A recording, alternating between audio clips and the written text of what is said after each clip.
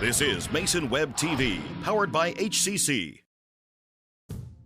This broadcast on Mason Web TV, powered by HCC, is made possible by Hood Canal Communications, keeping our community connected since 1934. The Conklin team at Windermere Real Estate in Shelton. When it comes to real estate, there's no substitute for local knowledge. Shelton Highclimbers Football Booster Club, benefiting players in the Shelton High School football program by raising funds, organizing volunteers, and building community support. And Mason Health, united community, empowered people, exceptional health.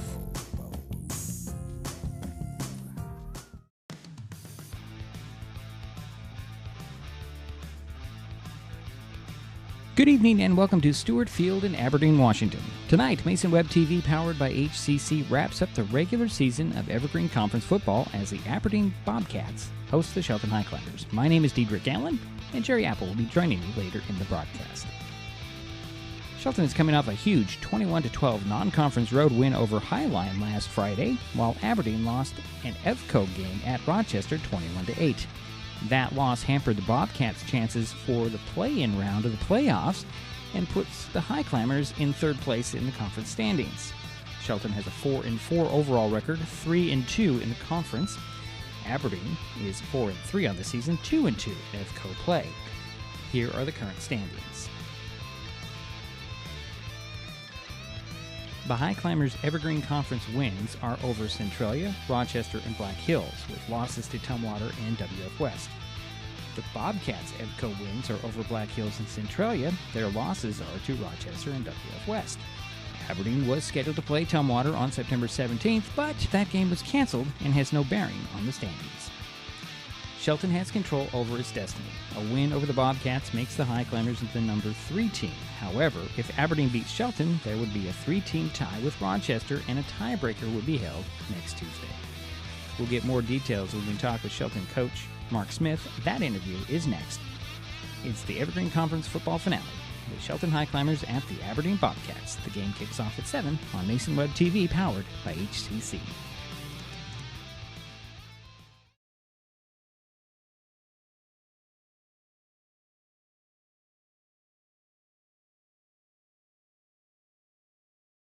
Hood Canal Communications keeps our community connected.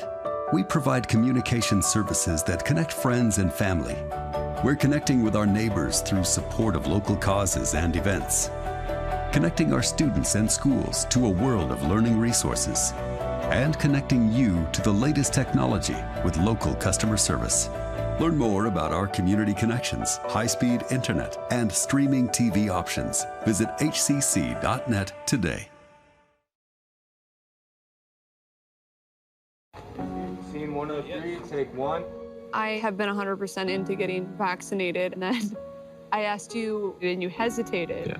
I thought we'd be on the same page about this, and we're not. I feel like even if I were to catch it, my body is strong enough to fight it off. What if you're one of those cases and you end up in the hospital? Yeah. That's what I'm scared of.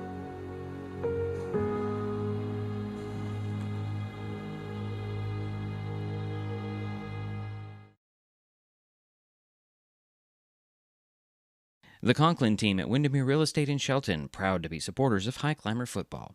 Their commitment to Shelton and Mason County is unmatched. If you know anybody that needs to sell or buy real estate, reach out to the Conklin team. They will be honored to help. When it comes to real estate, there is no substitute for local knowledge. The Conklin team at Windermere Real Estate in Shelton, 360-426-4401. That's 360-426-4401.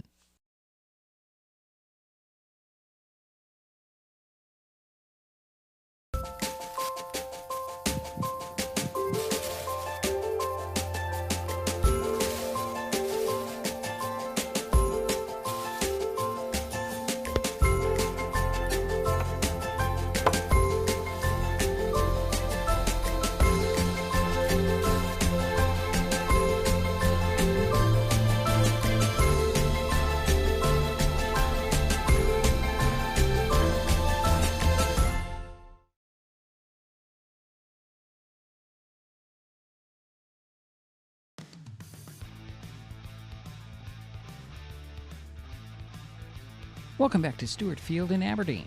Dedrick Allan here. It is now time to talk with the coach. Wednesday, I had a phone conversation with Shelton football coach Mark Smith.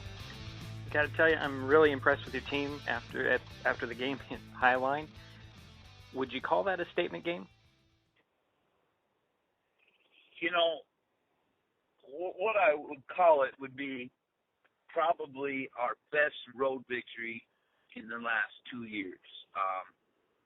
You know, we had to go on the road. We had to go play a football team that was very confident in themselves. Highline was 6-1. They're used to winning. They were putting up big points. And our whole goal was to get them in a tight game. They hadn't played in too many tight games. They had been winning by an average of like 35, 40 points a game. And so we knew if we could get them in a tight game, and we wanted to see how we would respond in a tight game, because we haven't been real good in those tight games. So it was kind of a statement game to see, okay, who was going to play better in a tight game with critical down situations and have to make plays. And I thought we won that. And so from that standpoint, I feel like it was a statement game that we could go and play on the road and win a tight battle and win those critical down situations. And probably the biggest critical down situation was there. I believe it was the fourth quarter. I think it was 3rd and 28, and we ran the ball for a first down. Or we ran it right. I think it might have been 4th and short, but I think it was the first down, but I can't quite remember. But we ran right up the middle. We ran our bread and butter, our hang our hat on play. And I think a lot of people thought, why are we running the ball on 3rd and 28? And we got to 4th and 1, ran it again, got the first down, and that was a big statement play for our O-line and our offense in that game. Your defense also stepped up and held a very potent offense to 12 points. Yeah, you saw their speed, right? I mean, they got the ball, and if we couldn't tackle it, I mean, it was gone, right? I mean, they had speed on that field, and they were dangerous, and we had to try to do a really good job getting pressure on that quarterback. Once again, you know, I was really proud of the way our kids got home and stopped the run game and made them one-dimensional. And so, therefore, they had to try to throw the ball to win, and then we thought we had an advantage there. But, yeah, you know, we're getting pressure. We're getting home. We're doing a better job against the run, and that's got to show up. You know, we talk about at the end of the season playing meaningful games, and we talk about when you get to the end of the season, if you're fortunate enough to get yourself in the playing games or playoffs, 3 things that happen. Your defense has to travel. Your run game has to be there every week, and special teams have to be efficient for you. And I think if you look at that game, the defense traveled well. We held a team that was averaging 47 points a game to 12. Our running game, I think we had 208 or 209 yards rushing on the night. And then our special teams, we limited their returns, and we actually got a punt return for a touchdown. So feel real good about that formula for high climber football right now is the recipe for success. I want to talk about your run game a bit and specifically talk about the extra effort that Bradley Elton does when he seems to get the ball. He's stopped, and he manages to get 5 yards after he stopped. And he's done it in, I don't know, at least 3 of the last 4 games. How do you coach something like that, or is that just his effort? You don't. Brad Elton is a heck of a football player, a great kid, and he's a team player, and he's a great teammate. He's going to play. When we call on him, he shows up. He'll do whatever we ask him to do. He'll return kicks. He'll go down on a kickoff team. He'll play defense. He'll play offense.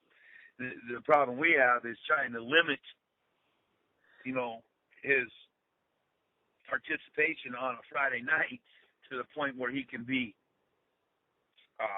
advantageous for us in all those aspects, because you don't want to wear him out, right? Right.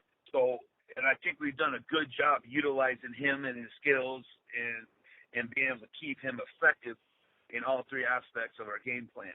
And, hats off to, my offense coordinator, Coach Busby, and the offensive line coach, Coach Wheelander, and the blocking that goes on, because if you really slow it down and you watch it, we're getting hats on hats and we're moving bodies and there's some big holes in there at times too, but that's not to take away from Brad's effort. We have the grind the axe mentality, right? The A stands for attitude, the X stands for execution, and the E stands for effort. And, Brad exhibits that grind the axe mentality in everything he does. Okay, Coach, let's move on to this week in Aberdeen. And since they lost last week to Rochester, what does that do with the standings? Yeah, it throws a little monkey wrench into it now. So with that loss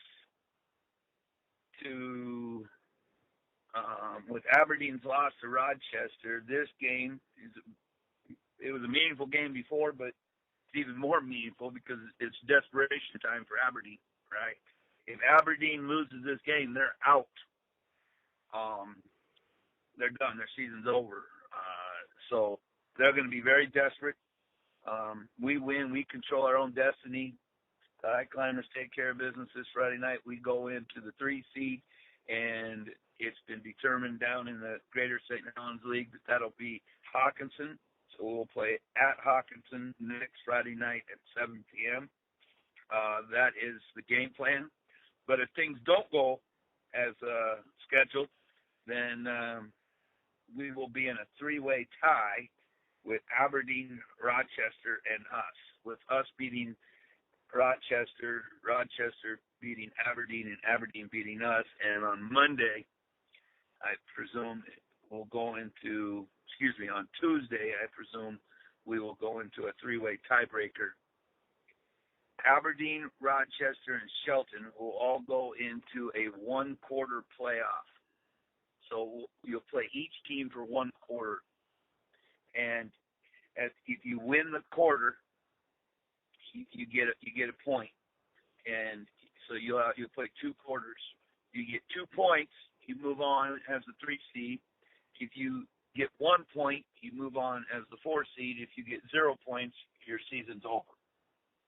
So that's how they'll determine who becomes the 3 and who becomes the 4 and who gets to go into the playing game.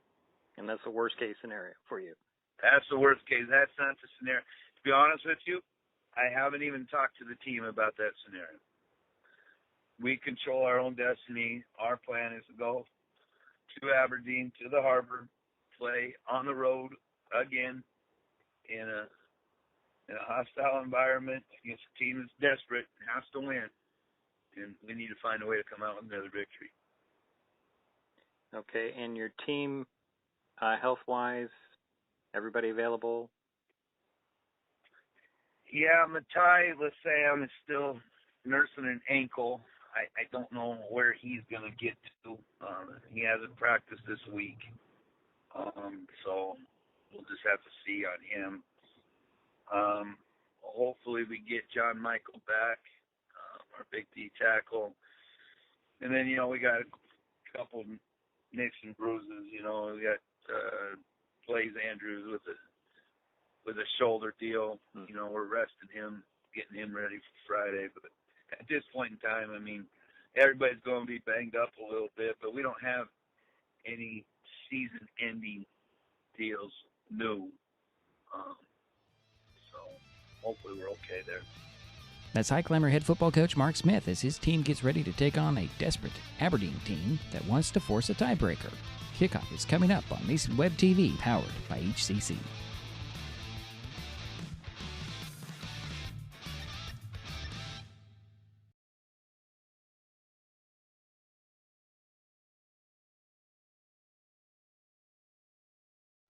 Mason Web TV, powered by HCC, is the only source for live high school sports broadcasts in Mason County. Join us every week this school year for another exciting game. If you want to be part of future broadcasts, contact Mason Web TV right now and become a community broadcast partner. A simple phone call, text, or email can put you in the next broadcast on Mason Web TV, powered by HCC.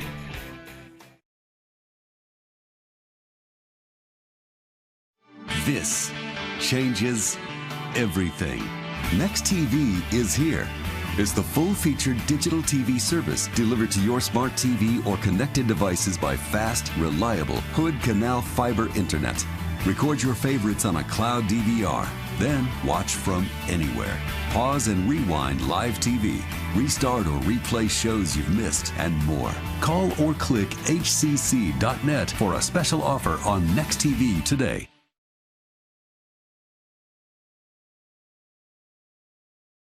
Mason Health is partnering with Curative to provide no-cost shallow nasal COVID-19 testing. A testing kiosk is located outside 237 Professional Way in Shelton. Kiosk hours are 8 a.m. to 2 p.m. weekdays. Testing is available by walk-up or appointment. Test results are delivered electronically within 24 to 48 hours. Schedule an appointment at curative.com. You can find a link in the upper left-hand corner of masonwebtv.com. If you have any questions about COVID-19, symptoms, vaccines, or testing, please contact your provider's office.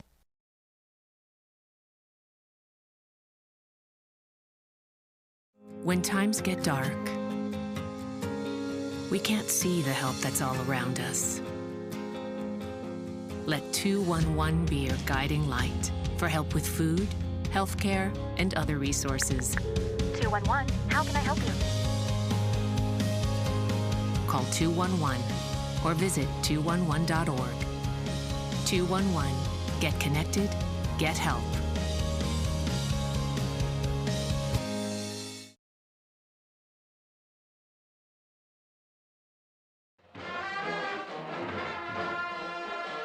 Well, welcome back to Stewart Field in Aberdeen. Dedrick, Allan, and Gerry Apple here. What's going on with my...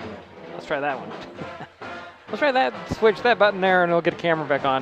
Hi, Dedrick. I want to introduce Gerry Apple, my traveling companion the last 2 weeks. Gerry, let's start with your impressions of the Highclimbers last week. Well, they mixed it up. That was the first thing. They are pretty hard to scout. They are unpredictable in that they run several different formations, which I like. Their running game was very good. Last week, we had two running backs that did very well. I mean, they all did well, but Jaden Fuller had 120 yards. And Bradley Ellington had over 70 yards. And Bradley also did very well on the kickoffs. I think he had a 64-yard return. It was 84. Huh? It was 84. It was 84 yards. Wow. you gypped him out. That makes it even more sensational. I saw that on your stat sheet, and when Gerry emails me the final stats for the game, I look through them and I make little corrections like that because that was the only mistake I saw on his stat sheet. Well, you're very nice. Thank you. Because he took it at the 14, Gerry, and that's what it was. And he in the pregame interview, I asked Coach Smith about Brad and how he gets stopped, but he doesn't go down. And he said, well, I asked him, how do you coach that? He says, you don't. You don't. That's just Brad. That's just what he does. Well, also, that is Jaden Fuller, too. Right. Jaden is very good at finding the hole. He takes his time, and he finds that hole, and boy, does he is determined, just like Bradley Ellington. I think they're going to be hard to stop tonight. I really do. Right. But we had several. We have 4 or 5 people that you can throw to. Right. I mean, if you look at it, you got Gabriel Menifee, you got Dante Trykov, you got Lucas Solonik, you got Bradley Ellington and Jaden Fuller. And I'll tell you another player that's really come along is Wheatley Cordova. Right. You know, so he's got 6 receivers that he can throw to. But the thing I like about the Shelton Highclimbers is they run a balanced attack. And they have a good kicking game. Mm-hmm. You know, we've got number 6 back from last week. He did very well, and I thought that was Brendan Kaiser. Right. Another player that I was very impressed with last week was Blaze Andrews. Oh, yeah. Wow. Now, I don't remember if I saw him in the warm-ups. He's got a shoulder thing going He did, on. yeah, elbow, I think. Yeah, and I don't know how much time he'll get on the field. Actually, I do see him right there, I believe. Yeah, but they did, believe it or not, they put it back in place. Yeah. And he played the last part of the game, right, even though he went out for a while. But the coach said, you know, this is probably the best road game we had in 2 years when we went to Highline and played. And they just did a nice job. I mean, slowed down an offense that just was lighting them up in the Kingco League. And that's the other thing we didn't talk about. We talked about offense, but it was a defense that won that game. The 2 turnovers, they got 2 interceptions. They stopped the run. They had to pass and make them one-dimensional. That's what Coach Smith says. We want to make a team one-dimensional, so we know they got to pass, and then we can go after them. Yeah, and that's what they did. They held Piper, their big running back, almost to nothing. You know, he got maybe 15, 20 yards total. And they sacked that quarterback a few times, and a couple of the running backs. They got to him. They bothered him all night when he was back there to pass. He's a freshman, so look out for the future and Highline. But, man, they stayed with him, and they bothered him. Before we move on, we're in Stewart Field. You can see right there in the middle of the screen, that's a pole, folks. I can't do anything about that. We have 3 poles to deal with, 1 in the middle of the field and 1 on each end of the field.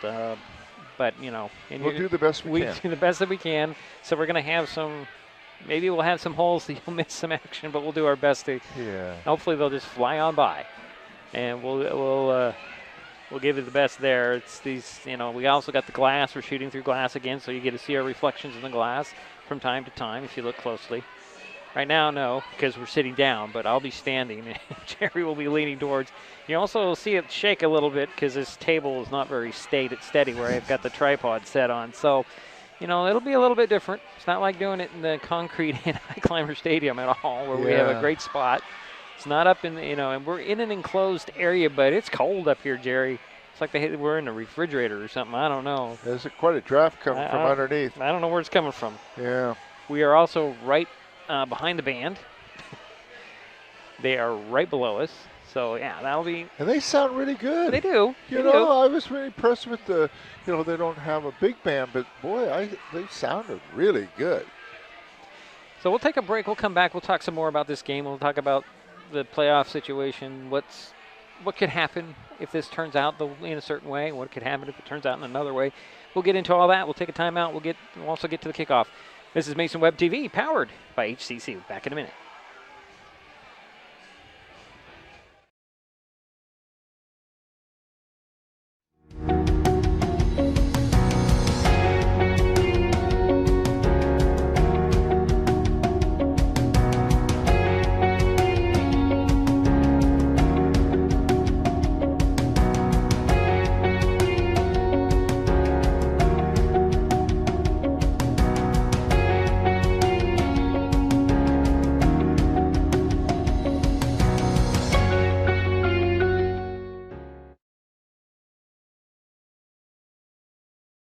We all depend on them for medical emergencies, to keep our highways safe, and to get back on the road. And emergency responders depend on us to watch for them, to slow down and move over. We do it for the people out there taking the risks while helping others, and the people who care about them, because most of us agree that we all share a responsibility for safety on our roads.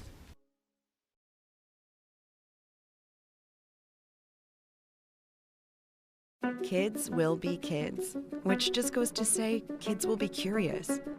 They get into everything. If there's a loaded firearm in the house, they could get their hands on that too. Keeping firearms locked, unloaded, and stored separately from ammunition in a place inaccessible to kids can help keep your loved ones safe from family fire. Safe gun storage saves lives.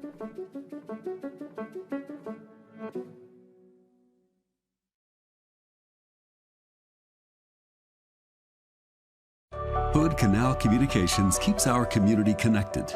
We provide communication services that connect friends and family. We're connecting with our neighbors through support of local causes and events. Connecting our students and schools to a world of learning resources. And connecting you to the latest technology with local customer service. Learn more about our community connections, high-speed internet, and streaming TV options. Visit hcc.net today. Mason Web TV, powered by HCC, is the only source for live high school sports broadcasts in Mason County. Join us every week this school year for another exciting game. If you want to be part of future broadcasts, contact Mason Web TV right now and become a community broadcast partner. A simple phone call, text, or email can put you in the next broadcast on Mason Web TV, powered by HCC.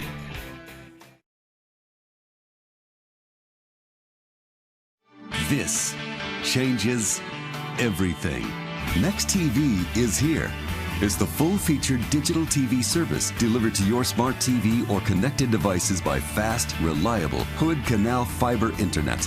Record your favorites on a cloud DVR, then watch from anywhere. Pause and rewind live TV, restart or replay shows you've missed, and more. Call or click hcc.net for a special offer on Next TV today.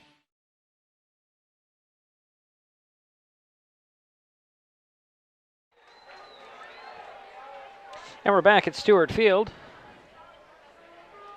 National anthem was just played here. We're ready to get the coin toss, which I don't think we'll be able to see because of the pole, Jerry, but we'll see.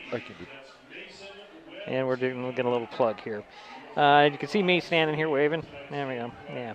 All right, so we'll give you the rundown here. The Aberdeen Bobcats will be, well, they're blue uniforms, all blue, gold numbers and gold helmets. The Highclimbers, all white, black numbers. Of course, the black helmets. And here comes Clements and Makowitz on the other side. And for the Bobcats, let's see, got Tyler Andrus, number 34. That's Liam Heikela. Okay. Number 2, that's Toby Heggie, and number 3, Drew Locke, the captains for Aberdeen for this coin toss. And yes, like I said, you can't see it at all. There's a pole in the way, Jerry.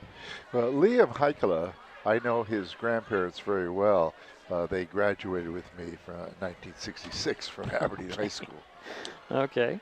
Just a couple of minutes away from the kickoff here, so tossing the coin, that is.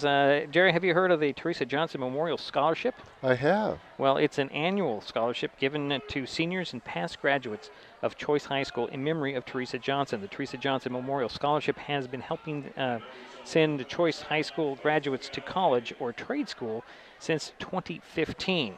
More information can be found on the Teresa Johnson Memorial Scholarship Facebook page if you're interested. Teresa Johnson, very nice person. She worked down at Choice. So the Highclimbers will be receiving, I don't know if they won the toss or not, but they will receive to start this game off. And about a minute and a half from that kickoff here, at least according to the game clock. So we'll get into that. I also like to pass along a big thank you to the Shelton Highclimbers Football Booster Club, big sponsor of the program. For this game, they spent some money, bought a sack lunch dinners for all away games. It's this game. This includes packaged food for every player, coach, and bus driver, game bags, practice equipment, communication equipment, and whatever the coach wants or needs. Just some of the things that the Booster Club provides for this football program. So it's you've got looks like you've got Ellerton, and I can't see who's on the near side, Jerry, at all. I think that might be Sosky, but I can't tell. So we're going to get it teed up here. We'll see who's going to do the kicking. I believe it's going to be Devin Nyala. I could be wrong. And we are ready to get this game underway as we're waiting for the clock to get down to 000. It's at 10 right now, Jerry. That's what we're waiting for. Elton standing back about his 15, and the other gentleman at the 20. And here we go. Clearly hear the band below us. Here's the run up, and the kick hits a squibbler on the ground, and I think we're going to have a flag. Oh, it is Schalanek, the other back there, and we have our first penalty of the ball game, and then it'll probably be offsides or false start or whatever they call it, these things. It's an offside, so we'll do it again from the 35 this time.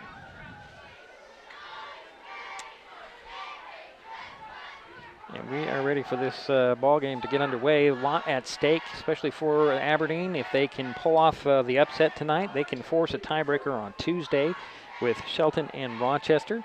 If the Highclimbers go on to victory, they will secure that third seed into the play-in game in a week at Hawkinson, and we'll keep you up to date on all of that as things progress, obviously.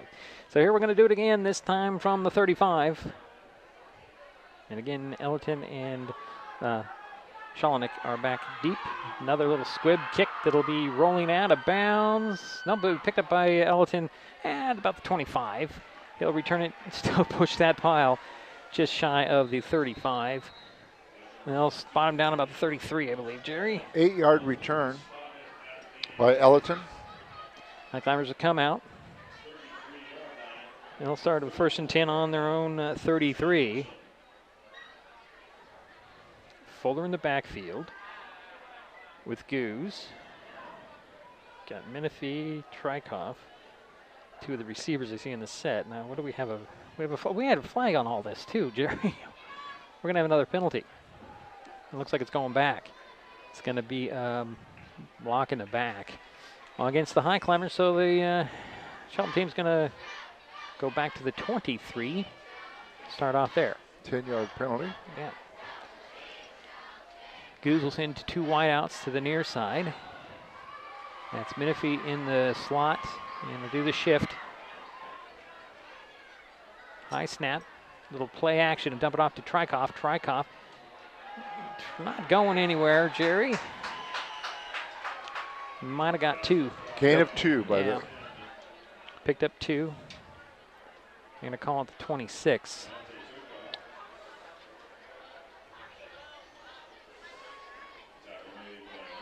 So it'll be the same formation.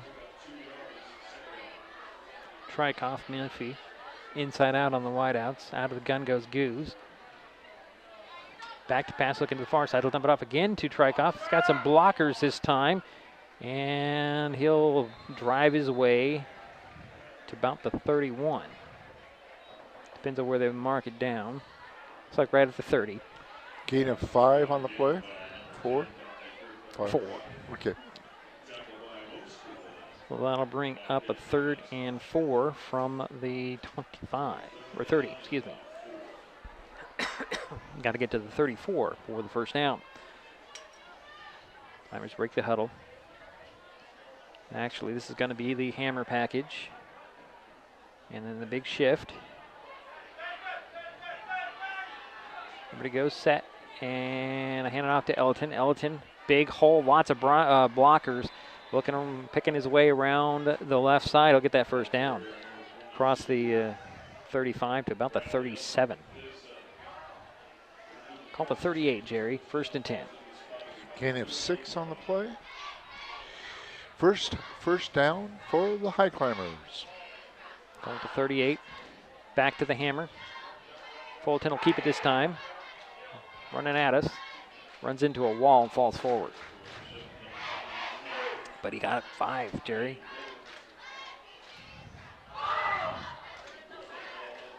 To the 43. So 2nd and 5 for Shelton, staying with the hammer. High snap, handed off to Elton. Elton picking his way, runs into one guy, gets it outside, and he'll be dropped at the 45. Gain of 2? Yeah, it looks like it. And they'll set up right behind the pole.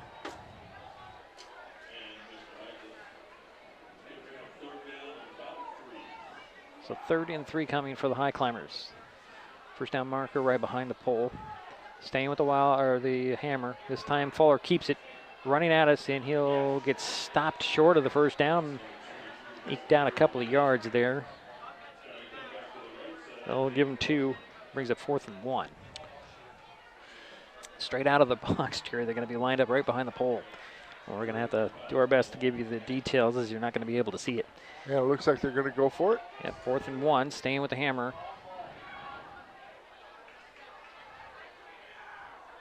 And they shift again. Look for that inside handoff, but no, it will be Fuller on the outside, gets the first down, and he stumbles to the 41-yard line. Wow. Somebody got a 14-yard gain. Yeah, somebody got a hand on his ankle, and he just couldn't keep his feet. Otherwise, he was off to the races. So 1st and 10 for the Highclimbers on the Aberdeen 41. Second first down for the Highclimbers. It's like they're staying with the hammer.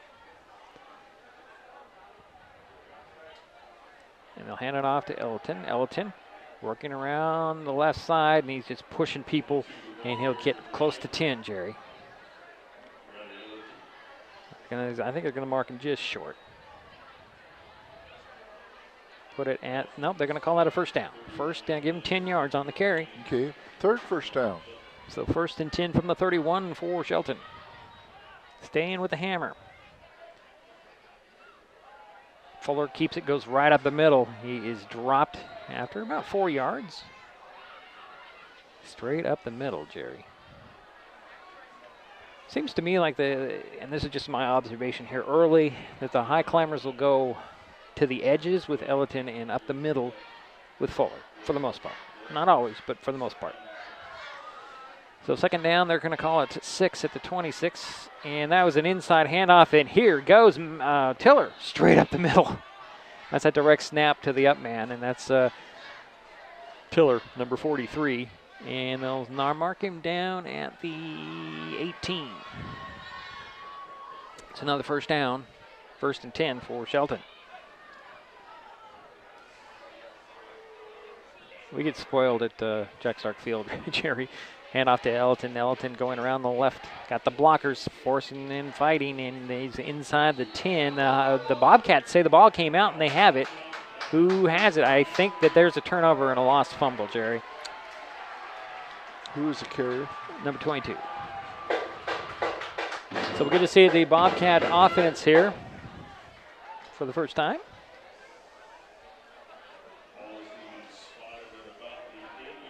And they'll take over on their own 8-yard line, 1st and 10. So the first turnover of the ball game. Again, the Bobcats have possession. Yeah, it's too bad. Shelton had 4 first downs with the running game. Cale Goings will be the quarterback. He'll go out of the pistol. Looks like Jeremy Sawyer is behind him. Actually, he won't go out of the pistol. He'll go under center, and he'll turn around and hand it off to Sawyer. Sawyer picking his way, trying to pick his way, but Makowitz, Heising, and I believe it was Ryder in there to tackle him. Gain of 3 on the play. Well, spotted at the 10, so we only got 2, Jerry. So 2nd and 8. Oh, okay. You're looking at the scoreboard too, aren't you? No, I'm looking at where their referees are lining up. Yeah, okay. So 2nd and 8 coming. 6:40 to go, first quarter, no score. Yeah, you're right. It was gain of 2.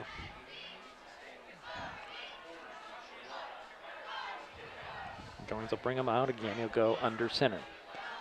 He's got a back behind him. It looks like it's Sawyer. One wide out near side.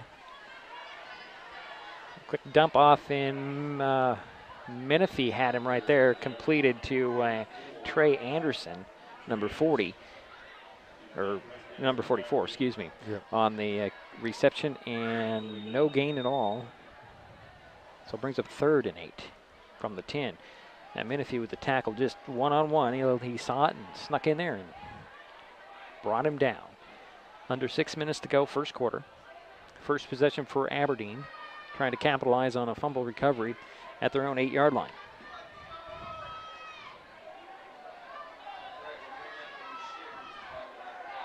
Isaiah Watson comes wide to the near side, just out of shot. Anderson, and there's a flag on the play, and I think that was a keeper, I believe. No, it's actually Sawyer with the carry, number 20, straight up the middle, but there's a flag in the backfield. And it's going to be a hold on the Bobcats. I think you declined and bring a 4th down, Jerry. Okay. That's what I think. But that was a penalty on the Bobcats.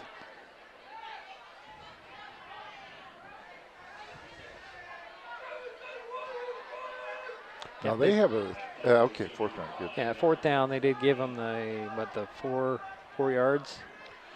Yeah, 4 yards. On the carry, so it's a punting situation. And you have Elton and Shalonik back deep. Can't see who the kicker is, Jerry. I think it's Watson, but I'm not sure. Quick gun, actually, that is Goings, and Elton bobbled the ball. Ball's free, and oh boy, the Bobcats get it back. Right back off that's a second, the muffed reception and the second fumble recovery for the Bobcats. And they're in business on their own 44. Wow. Yeah. Sure-handed Brad Elton just muffed that one up, and 1st and 10 for the Bobcats. And we have what? Tiller went out. I think he probably had an equipment issue. Yep. So Heising will come in.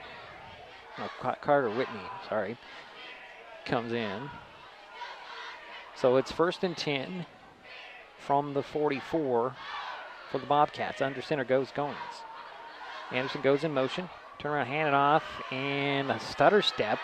And this is number 12 on the carry, and that is Bowers. Jacob Bowers gets up to the 49. So tackled by number 88, Kobe Smith. Yeah, that'll be a 2nd and 5 from the 49, right behind the pole. It's going to drive me. What was the number? 12, carry.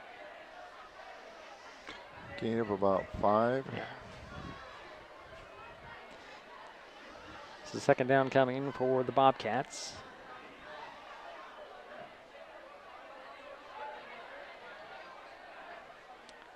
Bowers is going out of the pistol, turn around, hand it off to Sawyer. Sawyer dancing around, trying to run over some people.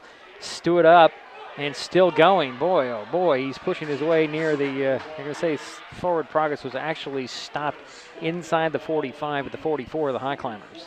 But that's a 1st down. That's the first down for Aberdeen.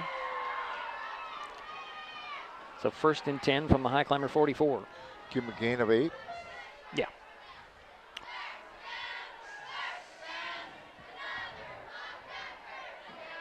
Bowers out of the pistol. Sawyer behind him. One receiver wide to the near side. No, actually, that's, I'm sorry. Goings under center, handed off to Sawyer. And he'll get a couple yards to the 42. So 2-yard pickup, 2nd and 8. 77 on the tackle. That's John Michael Escobedo. Glad to have him back in the lineup for the Highclimbers. Gain of 3. You call it 3? Yeah. I call 2, Jerry. Okay. So it'll be 2nd and 8 from the 42. It's a pistol formation for Goings. He's got 4 wide. Turn around, hand it off to Sawyer. Sawyer picking his way, look out. Breaks into the secondary, and he'll get to the 30 before he's dropped by Elton. Gain of 12 on the play. So 1st and 10 for the Bobcats at the 30. The Highclimber 30. So just to throw it out there, the Bobcats on their opening drive against Rochester last week did score their only touchdown of the game. They did make some, Rochester obviously made some in-game adjustments and shut down whatever they were doing. And right now, the Bobcats have the Highclimbers on the heels. Under center goes going, so turn around, hand out to Sawyer. Sawyer stutter steps again, and he goes sideways. He's dropped for a loss by Shalonik. Actually, they're going to say no gain. So 2nd and 10. Nice tackle by Shalonik. And the Highclimbers are shuffling in and out some players. Escobedo will sit down.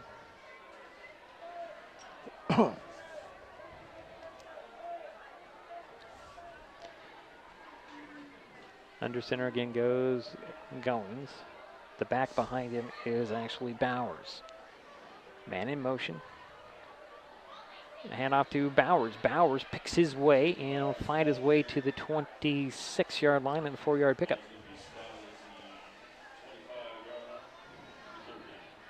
Call it the 3rd and 6. 2:25 to go. First quarter, no score. Aberdeen with their 2nd possession of the ball game, trying to take advantage of the 2nd fumble by the Highclimbers. At the 26-yard line.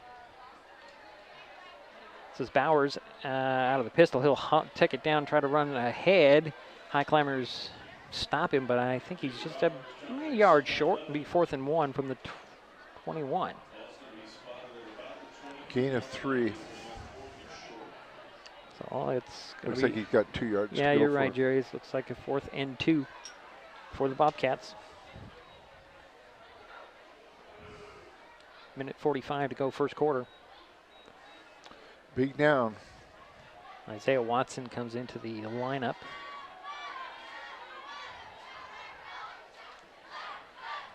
For the Bobcats. Bowers will go under center.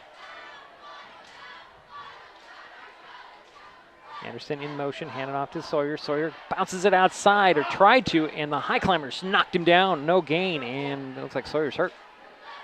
Slow to get up, at least. I didn't see who got in there, but a bunch of Highclimbers.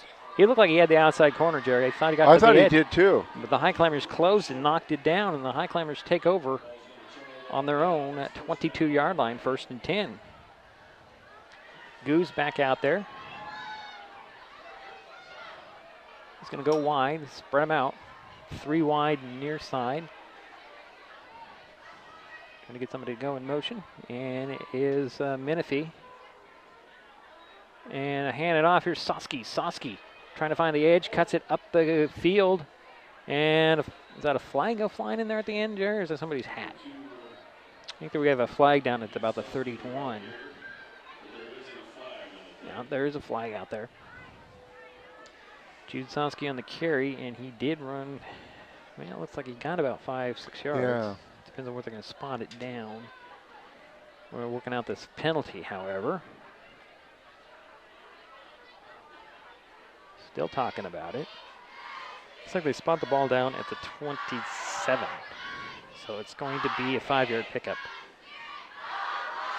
If the play stands, we still have to work out this penalty flag. Came in at the end, that's always very dangerous for the defense. As the referee comes across the formation. See what the call is. Oh, it's a face mask? Is that a face mask? On the Highclimbers. So that's going to be 15. Oh. Interesting. You don't see that called very often on the offense. On the offense, unless it was a stiff arm that he grabbed a hold of. 5-yard penalty. Is it 5 yard? Yeah, there's, okay, it can either be 5 or right. 15, depends yeah, on how. Right. So that negates the pickups, but it's still 1st and down from the 22 now. After the penalty, I think that's still 2nd down. It had to be at the end. They're saying it's 1st.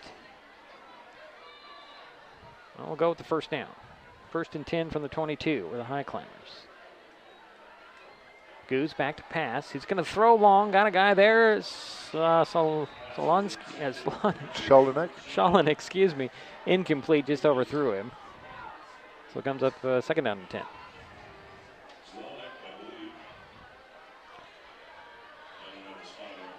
Well, Shalanek has some speed. can see that. And so it's still going to stay with the 3 just wide. let it just a little bit too far. A little too far. So 3 wide. Out of the gun goes Goose. Trykoff goes in motion. Back to pass is Goose. Sets his feet, got some time. Now he's got a lot of running room around the far side. He's going to run out of bounds after picking up about 6 yards, I think. Depends on where they're going to spot him out of bounds. Yeah, at least 5. Looks like they can put it at the 27. So, yeah, it's a 5-yard It looked like he got more yards than that, but he didn't evidently. Yeah, so. Well, it's our angle, Jerry. I know. We're at a very strange angle at this field. We're about the 45 for his spot on one side. So it's 3rd down and 5 from the 27 for the Highclimbers. Out of the gun goes Goose. He'll fake the handoff and he'll keep it trying to get outside. He'll cut it up the middle and it'll be dropped. I think he's going to be short or very close to the 1st down. It's like Watson with the tackle for the Bobcats, and he's going to be dropped. It's 1st down right at the 32 where he needed to get. So give him a gain of 5 on the play, and that is the 5th 1st down for the Highclimbers, and they've all been on the ground. So we're approaching 35 seconds to go, 1st quarter, no score. Shelton with the ball. 1st and 10 from their own 32. Here's the shift. Goose in there out of the gun. He'll send Menifee wide to the far side. This looks like the hammer package with Goose instead. Back to pass. He'll throw long. Got a guy there. It's Menifee, and it just out of his reach. Goose has got a good arm. Yeah, he just let him just barely too long. 14 seconds remain in the 1st quarter. And it's 2nd and 10 for the Highclimbers. And that was a different look out of that hammer package with Goose in there. Yeah. Now go 3 wide with the 2nd and 10 from the 32. Trykoff, Shalonic, and Menifee. And a quick handoff to Soski. Soski's got some running room. He'll fight his way for 5, but there's a flag on the play. Might have got 6 actually, but it's probably going to come back. Yeah.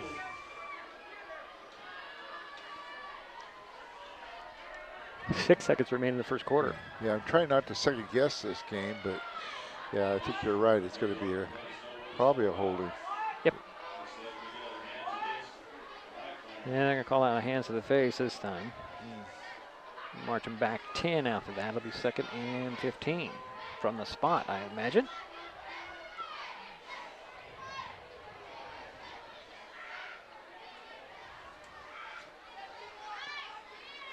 Taking a lot of time here just to set the ball after the penalty. And they're going to take the yards. Well, the nice thing is, with this passing game that Goose is doing, it does open it up for the run game. So put the ball back at, it's like the 25. Got to get to the 42.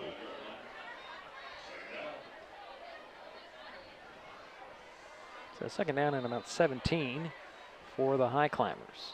And they'll just let this clock run down. Nope, they're going to get a playoff at 1. Goose on the rollout.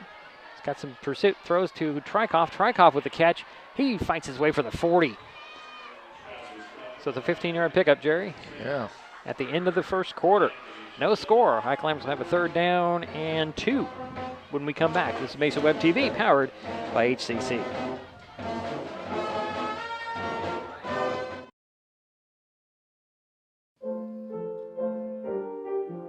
Hello everyone, I'm Father Dwayne and this is St. David of Wales Episcopal Church in Shelton. I'm glad that you're seeing us right here, right now, but please tune in on Sunday mornings at 10:30 for a live stream service. I certainly welcome you to join together with us for worship.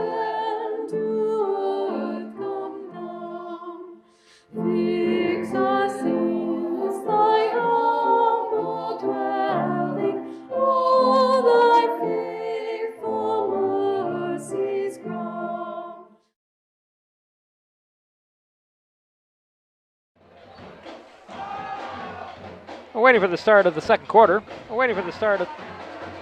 Sorry, Jerry. Well, so far, Mason Goose has thrown 5 times, completed 3. His leading receiver is Dante Trikoff, who's caught 3 passes for 21 yards. The leading ball carrier for the High Climbers is number 23, and he's carried for 28 yards on 5 carries. So we have a 3rd and 1 from the 41. And a little bit of confusion here on the High Climbers, it looks like. Or is this on the referees trying to get everything set? Goose out of the gun. Looks like Tiller is up back. Look for the quick snap to him. They give it to him straight down the middle goes Tiller. And he'll get the first down. Get across the 45 to the 47, 46 it looks like. He only needed 1 and he got 5, Gerry. Yep. He's quite a force to bring down. Well, and I don't know if you can see it on the video, but everybody behind the center and Tiller is acting like the ball went over somebody's head. All acting. So Goose will go out of the gun. He's got three receivers on the near side, 1 back behind him or beside him. Out of the gun, a little fake to Fuller, throws it off, and just a zipping pass out there, just a little too hard. And a little too far. That Tiller. For Tiller. He had some zip on that ball, Gerry. Yeah, he does. Boy, if he starts connecting, this is... Tiller's a hard guy to get down, like you said. Especially when he's running. So again, a 3 wide. Out of the gun goes Goose with Fuller in the backfield. Menifee goes in motion. And there's going to be a flag and probably an illegal shift. A false start, they're going to call that. So we'll mark him back 5 yards. Brings up 2nd and 15. Ball back at the 41. 4 penalties so far for 30 yards for the High Climbers. 11:42 to go, first half, no score. Shelton and Aberdeen. We're at Stewart Field in Aberdeen tonight. The Evergreen Conference finale in football. Goose will hand it off to Soski. Soski around the outside, hesitates, drives his legs, and he'll get 5 or 6 yards. Depends on where they're going to spot it. Looks like good for a first down. No, it's back to the original line of scrimmage, Gerry. Remember the penalty. Oh, that's right. So you picked up 5, needed 15. They're going to give him 7, all the way up to the 43. Nice carry. 48, actually. I'm sorry. Nice carry by Jude Soski. Gave him 8 yards. Yeah. So we'll bring up 3rd down. You know, that's one of the reasons I can't see that. That pole's in the way. I'm having a hard time right now. Goose will go out of the gun. Menifee back in motion. He'll turn around and come back the other way. Back to pass goes Goose, and we're going to have another flag, another false start. I think they're saying that the High Climbers the receivers are jumping off, jumping too early. So they're denying it, but... At least the reaction from some of the players down there. Yeah, so it's going to be a 5-yard penalty. Me? I don't know what you're doing. I'm not going. So it brings up 3rd down and 13. Ball back to the 43. Again, out of the gun goes Goose. With the 3 receivers on the near side. But it's Soski in the backfield with Goose. Back to pass goes Mason. He'll look. Got some protection. He's flushed out. He's saying go, go, go. And he's going on the run up the sidelines. He might have gotten 5 there. Depends on where they spot him out. Looks like he got to the 48. Is that right? Yeah, the 48. So gain of 5 on the play, if that's where they're spotting it, the 48 or 47. Yeah, it looks like it's the 47. And 4-yard gain. It's a punting situation as Goose is going to do the punting. There's no Terrell Stewart tonight, the usual punter. Goose got some time. He'll boot a high one. Nice punt. High, and it's going to hit at the 30 and take a High Climber bounce out of bounds about the 20. And I'm going to say 21, 1st and 10 for the Bobcats. Sorry. Yeah, 34-yard punt. Really high. Yeah, good. And good coverage. Ball rolled out at the 21, and the Bobcats will start there on their own at 21, 1st and 10. So we haven't really talked much about this potential tiebreaker or tying. If the Bobcats win, there would be a 3-team tie for that number 3 seed going into the play-in game, which is next week. And that would be a tie with Aberdeen, Shelton, and Rochester if the Bobcats can win tonight. If the Highclimbers win, there's no doubt here the Bobcat season would be over. So they're playing for their season here. The Bobcats are. Anderson goes in motion. Handoff. And that is going to be number 12, Jacob Bowers on the run. It's across the 25 to the 28. Actually, it's 7-yard gain. This brings up, well, actually give him 8, Jerry. It looks like 2nd and 2. They're okay. spotted at the 29. Okay, that's his 4th carry. He's had 4 carries for 20 yards. So 2nd and short, 2nd and 2 for the Bobcats. Goings out of the pistol. Hagee goes in motion. And this is a designed run and a pull down, and Goins is going nowhere as he's dropped by John Michael. And who was there? It's Carter Whitney. And a loss of 4 on the play. Back to the make it 3. A loss of 3. Jerry back to the 26. Brings up 3rd down and 5. Approaching 9:20 to go in the first half. No score. Aberdeen and Shelton. Aberdeen with the ball. Taking their time. Aberdeen's ran every play except for 1.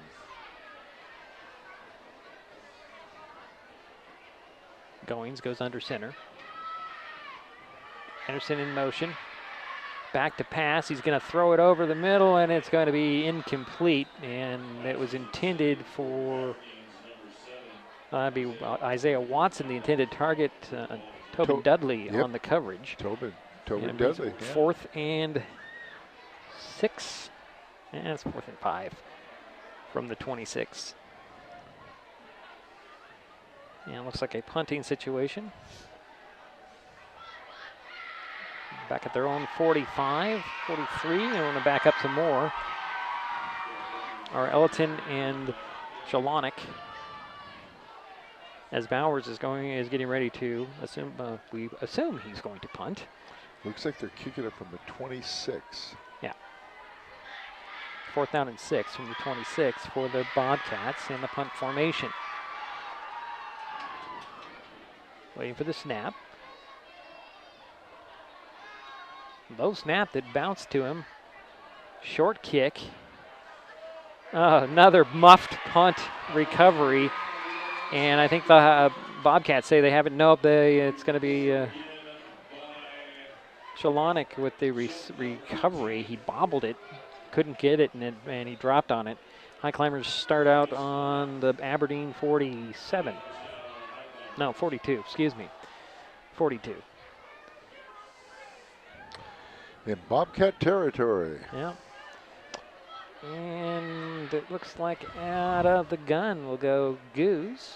Fuller back in there. And they'll shift is on. And they'll move it into the pistol. And a little play action complete to Trykoff. Trykoff breaks 1 tackle. And he couldn't get down a bevy of Bobcats there. But he did manage to get maybe 5 on the play. Inside the 40 to the 38. So 2nd and 5 for the Highclimbers. So far, Trykoff has been the leading receiver. He's caught 5 passes, or 4 passes, excuse me. Out of the gun goes Goose. 2 receivers to the far side. Tiller and Makowitz switch to the other end. Turn around a handoff to Fuller. Fuller up the middle, dragging bodies to about the 35, actually 36, only a couple yard pickup there. Yep. Call it 3rd and 4 from the 36.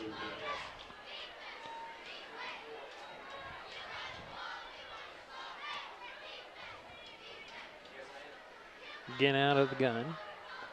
Goes Goose. 2 receivers to the far side.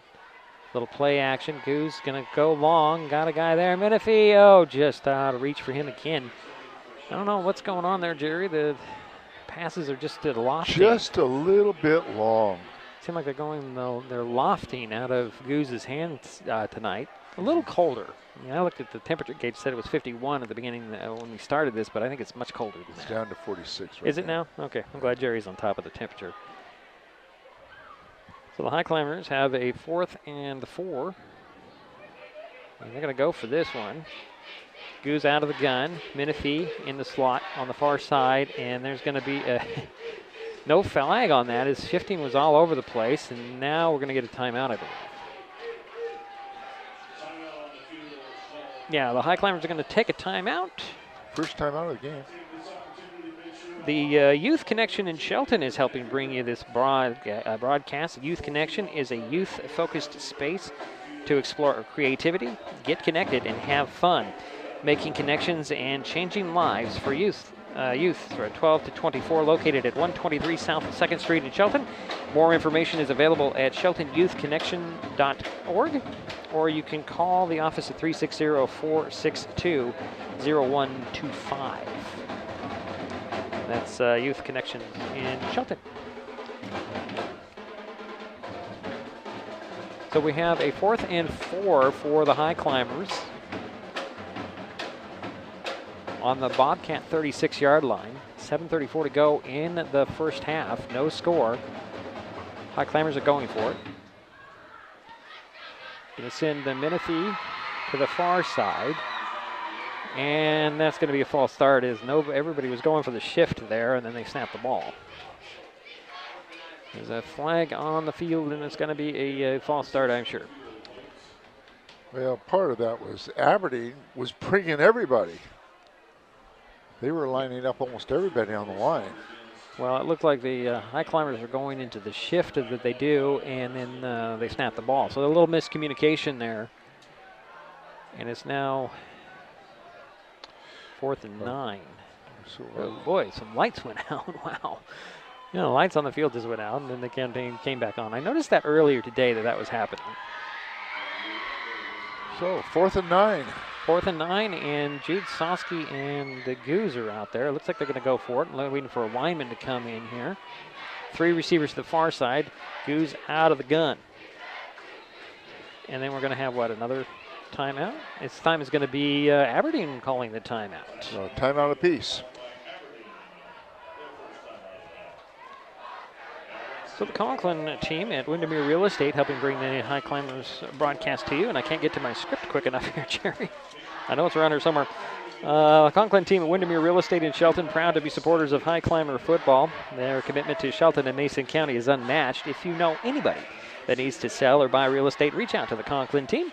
They will be honored to help. When it comes to real estate, there is no substitute for local knowledge. The Conklin team at Windermere Real Estate in Shelton, 360-426-4401.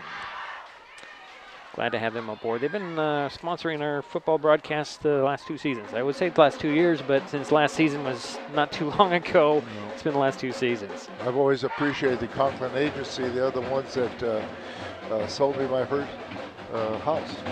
The 4th and 9 from the 41 for the Highclimbers. That's the 41 of Aberdeen. 3 receivers to the far side. Out of the gun goes Goose. On the rollout, and Goose is going to sling it, and it's going to be incomplete, intended for Menifee. That was on target and just a little bit low, and falls incomplete. So the Bobcats will take over on their own 41. So 1st and 10 for Aberdeen now at their own 41. Right now, both offensives seem to be stalling, Gerry. They're just not moving the ball. Oh. Hash mark near side. 7:27 to go in the first half. Goings out of the pistol. Looks like Bowers behind him. And a handoff, actually, it's Sawyer with the carry, and he's just stood up by Tiller. Yeah, Tiller. Tiller just stood him up, met him, and then a couple of Highclimbers helped him bring him down, and he got 2. Okay. And Sawyer is the leading ball carrier for the Aberdeen Bobcats. He's carried it 8 times so far. So 2nd and 8 for the Bobcats. clock is running. Under 7 minutes to go here in the first half. Watson goes wide to the far side.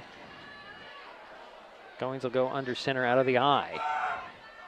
It's like Sawyer at the top of the eye, or the end of the eye, and a quick little out goes to Watson. Watson up the sidelines, shoved out of bounds at the Highclimber 41. A quick dump-off pass. That was surprising to me, Gerry. Yeah. That's going to make it 42, so they'll spot him out of bounds. Gain of 42, yeah. 42-yard line.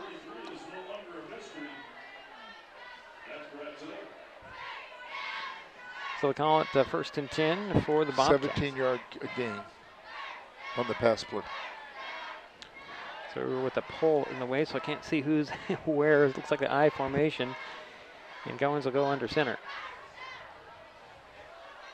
Turn around on the pitch, this time to Sawyer. Sawyer falls forward for a yard and a half, maybe two. Ryan Makowitz on the tackle. Yeah, Makowitz with a good tackle there, and I was very interesting on that play defensively. Makowitz got credited for the tackle. Shalonik was on the outside, and he stayed in his gap, forcing him to cut up the field, or cut up the ladder there, and no gain, or actually 1 yard gain, 2nd and 9 from the 41. Under center goes Goins. Anderson in motion.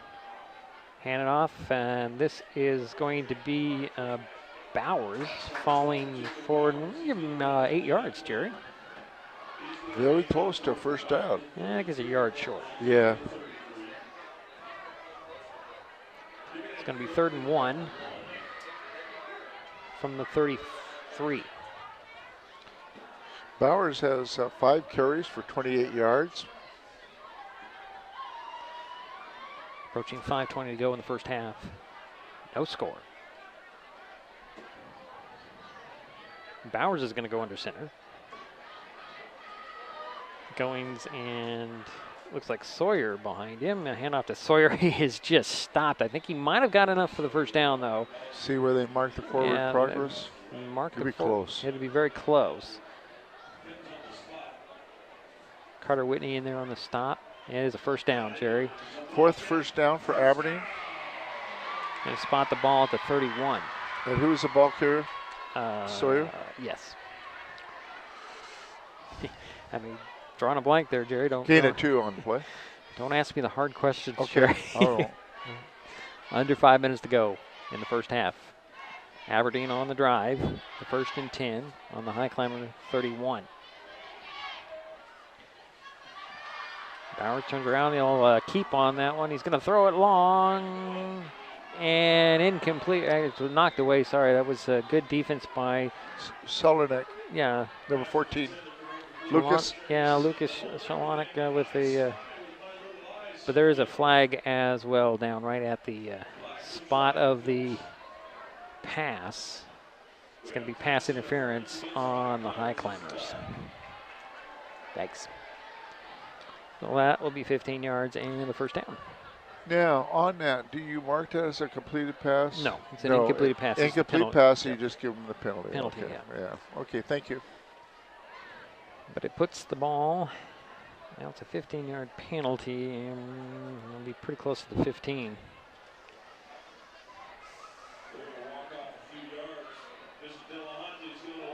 And it'll go all the way down to the 16. And that'll be the fifth first down for Aberdeen. So 1st and 10 from the 16-yard line are the Bobcats. Little mix, trying to misdirect there, and the handoff went to Trey Anderson, and he no gain. Looked like Tiller was in on it. I don't see who else. A lot of white jerseys there. Yeah, there were several others that assisted there. So 2nd and 10 from the 16. Bobcats are in the red zone here, Gerry. Taking their time in the huddle. This is the first time they're in the red zone? Yes. deepest they have been. Watson goes wide to the far side. Out of the eye goes Goings. Bowers and Sawyer behind him. Turn around and hand it off to Sawyer. Sawyer cuts it up the middle, and then he's met by a couple of high climbers, one of which was Elton. And Heising also in there at the in the tackle, and that'll put him at 11. So it's 3rd down and about 5 for the Bobcats. 3.5 minutes to go in the half. Sawyer, I'm impressed with Sawyer. He is running hard. Hard to bring down, too. Goings goes under center. Sawyer the back behind him. Anderson again in motion. Little delayed handoff to Sawyer, and fighting for some yards is Sawyer. It looks like Blaze Andrews he's out there? No, 69. I'm sorry, 69 with the tackle. That was Jaden Elliott with the first guy to wrap up Sawyer, and gain of 1 on the play. Yeah, it looks like 4th down and 4 from the 10. Is that where they're spotting the ball? Yeah, yes. The 10. And I don't necessarily trust the scoreboard clock, Gerry. Sometimes they're off. So under center will go Goings again. Anderson in motion. Back to pass. He's going to throw for the end zone. Watson's there. It's picked off. Intercepted at the goal line by... Who came over that ball, Gerry? I can't even see. I'm thinking it might be Dudley. It's Dudley. You know, we've mentioned the name Dudley several times. He's done a really nice job out there for the High Climbers. Unfortunately, the only bad thing about that is he was not in the end zone. He was at the 1. They ruled him at the 1. Ooh. So it's 1st and 10 from the 1. Well, we've got several backs to the ball. You know, Aberdeen's coming after Goose, and they're going to call timeout, I believe. 2:19 to go in the first half. High Climbers take their second timeout, and we'll take one. This is Mason Web TV, powered by HCC.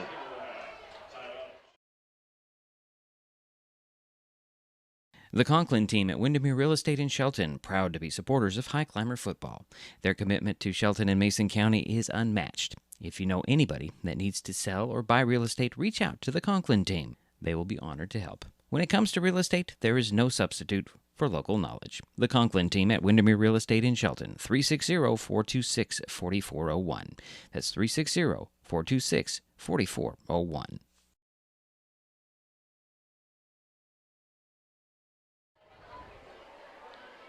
So 1st and 10 for the High Climbers on their own 1-yard line. 2:19 to go in the first half. No score. The High Climbers have 99 yards. And you know the Bobcats are coming after Goose. The shift is on. Goose is out of the pistol. Turn around and hand it off to Fuller. Fuller straight up the middle. They're going to say there's a safety, but I don't think so. Doesn't look like it. The referees say no. He didn't get anything, Gerry. He might have lost a half a yard.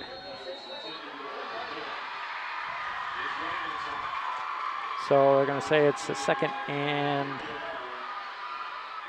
10 from the 1. Goose goes out of the gun again. Send Trykoff wide to the near side. They shift on again, and it's now the pistol. Fuller behind Goose. Turn around and hand it off to Fuller. Big hole! And he'll speed across the 5 to about the 8-yard line, Gerry. 7-yard gain. A big hole, Gerry. Yeah, by Fuller. Much needed. They got out of the shadow of their end zone, and a timeout by Aberdeen this time. Second timeout for the Bobcats. Shelton High Climbers Football Booster Club helping bring this broadcast to you. Primary source of funding. Oops, sorry about that. I'm dropping things. Hopefully didn't turn anything off. Is their banner as a primary source of funds is through their banner program. Businesses, or anyone for that matter, can purchase a banner sponsoring the football program. Banners can be purchased through SheltonHighClimbersFootball.com. And I'm just amazed at all the banners that the Booster Club has been able to purchase. You go down past the junior high, Right. It's just amazing, all the banners you see, and at the stadium. So it's 3rd down and 3 from the 8-yard line on the High Climbers. 1:44 remaining in the half. Out of the gun will go Goose. High snap, handed off to Fuller. Fuller up the middle again, and I think he's got enough for the 1st down. And that'll be across about the 12, 13-yard line, Gerry. Gain of 5 on the play then. And that makes that's the 8th 1st down for the High Climbers. So they're getting themselves out of that hole. So 1.5 to go in the half. High Climbers go 3 wide. Trykoff out of the wide guy, can't get him in the shot. Out of the gun goes Goose. Fake the handoff. Going to be flushed out. Up the sidelines, he'll throw. And intended for Tiller, incomplete. And that'll bring him 4th down. Or 2nd down, excuse me. 2nd down and 10. I don't know where my mind was. Clock is stopped at 1:13.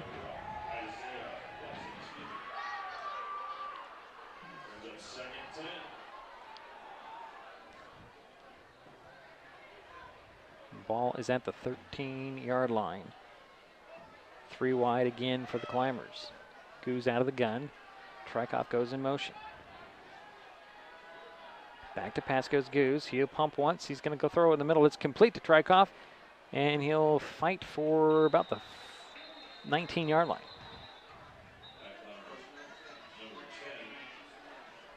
This brings up 3rd down.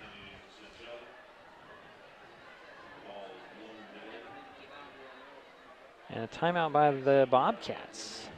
That's their 3rd. Final timeout of the half. 3rd and it looks like 4 from the 19. Well, we have a timeout.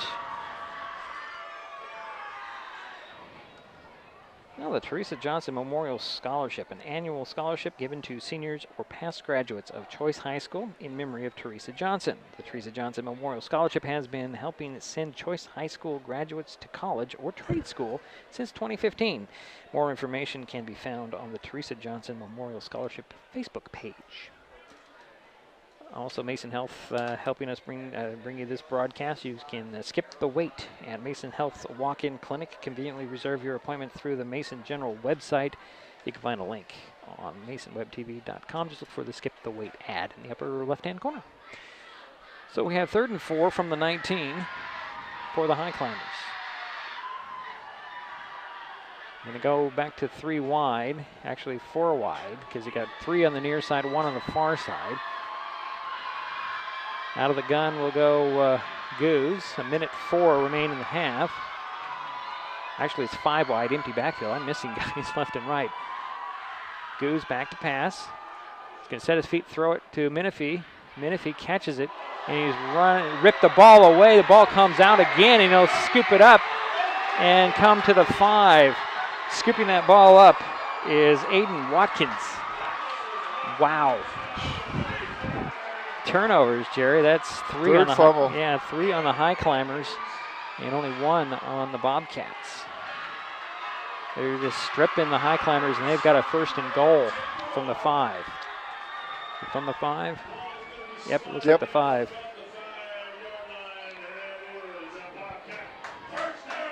It's a 1st and goal for Aberdeen, and we think we're going to take another timeout of the High Climbers this time. Yep, the High Climbers take their final timeout of the half. 53 seconds remain in the half, and it's a no score, but the Bobcats are knocking on that door. High Climbers were unable to capitalize on the interception at the 1.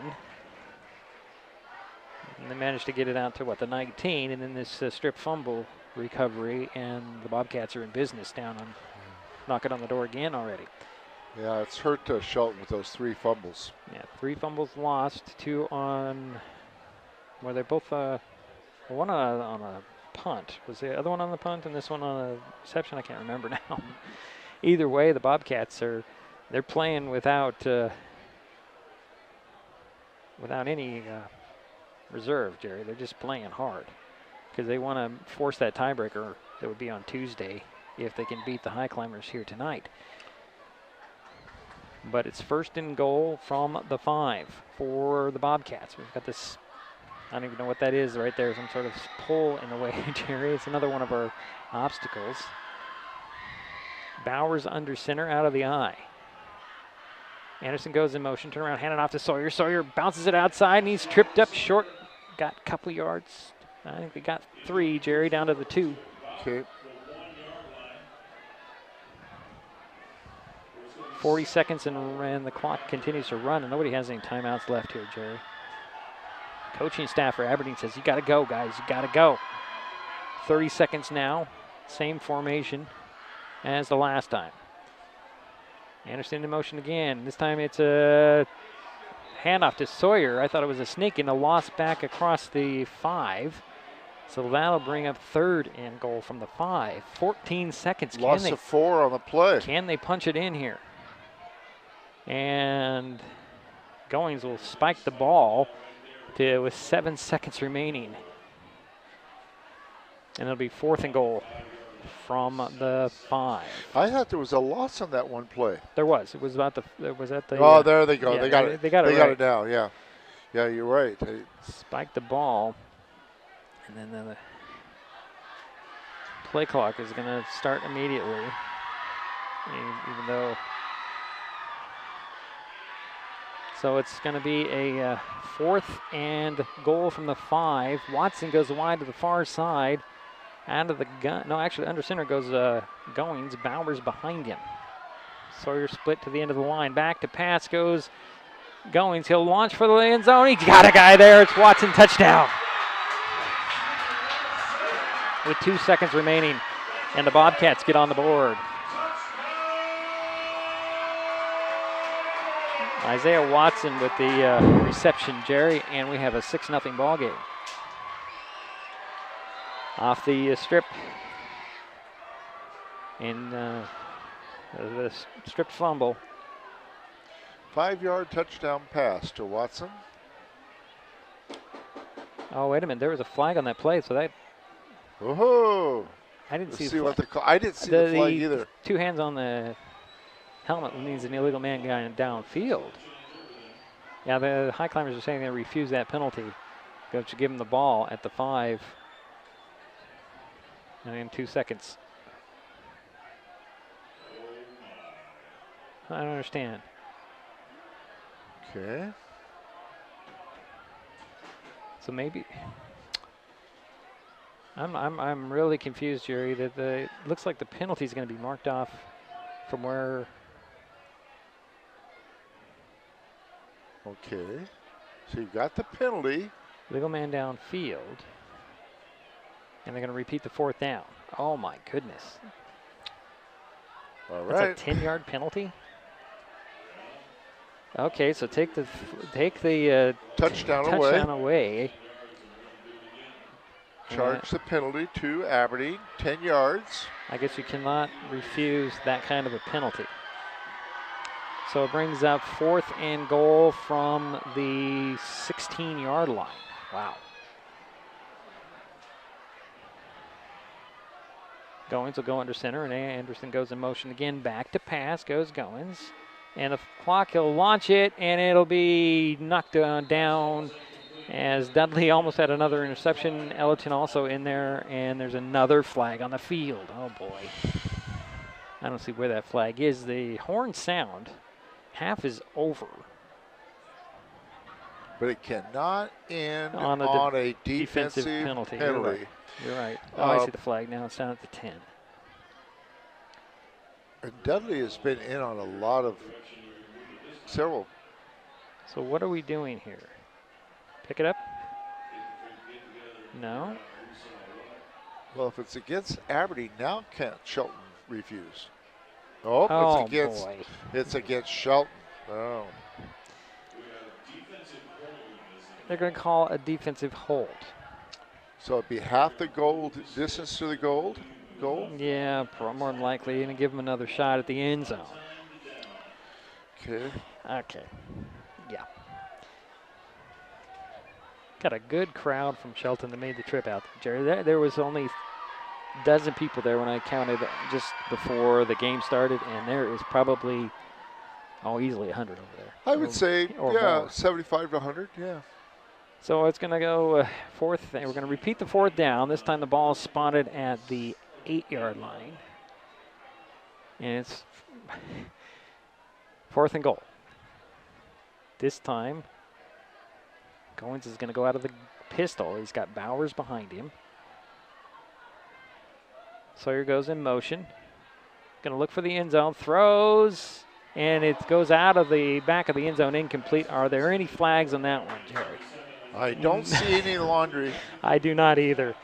Wow, what a way to end. This is going to come down to the last team to hold the ball, Gerry. Just like this half did, I think that the ball game is going to come down to that as well. We'll see. It's halftime, no score. We'll take a timeout. We'll be right back. This is Mason Web TV, powered by HCC.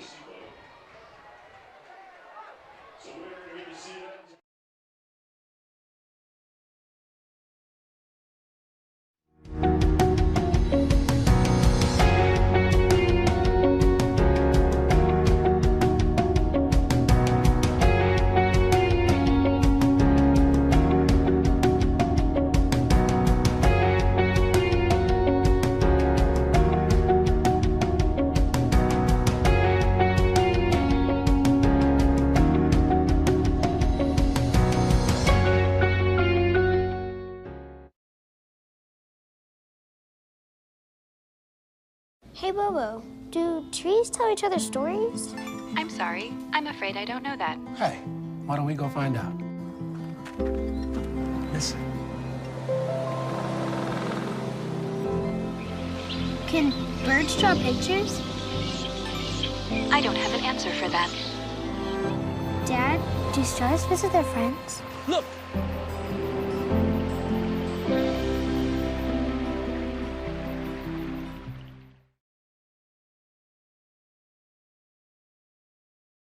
Skip the wait at Mason Health's walk-in clinic. Conveniently reserve your appointment through the Mason General website. That's masongeneral.com/clinic/WIC.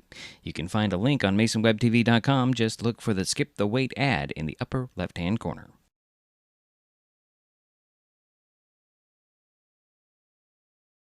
Hood Canal Communications keeps our community connected. We provide communication services that connect friends and family. We're connecting with our neighbors through support of local causes and events. Connecting our students and schools to a world of learning resources. And connecting you to the latest technology with local customer service. Learn more about our community connections, high-speed internet, and streaming TV options. Visit hcc.net today.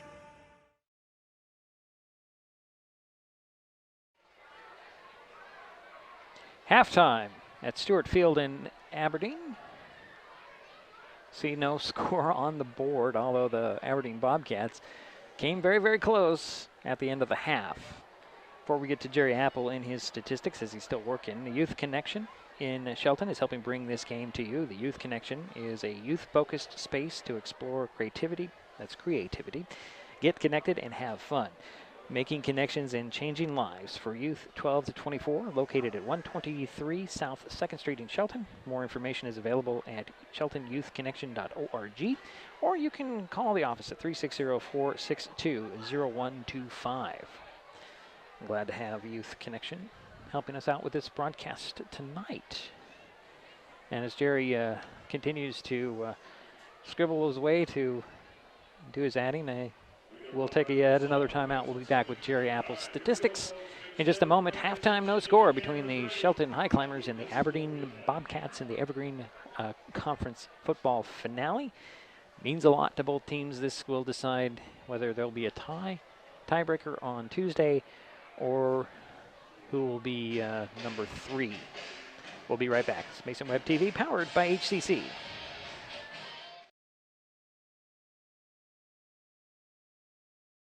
Hi, everyone. Al Roker here. As a guy with his own catchphrase, I appreciate that Smokey's only said, "Only you can prevent wildfires." But I'm filling in because there's a lot more to report. Like when there are parched or windy conditions out there, you gotta be extra careful with things like burning yard waste. After all, Wildfires can start anywhere, even in your neck of the woods. Go to SmokeyBear.com to learn more about wildfire prevention. This is a first responder, and same here.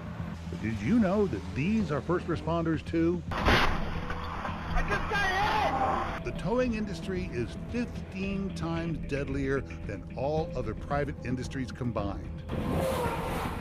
You see that? You can change that by following the simple rule, slow down, move over. It's the safe thing to do. And it's the law. Make our freeways safer. Slow down, move over.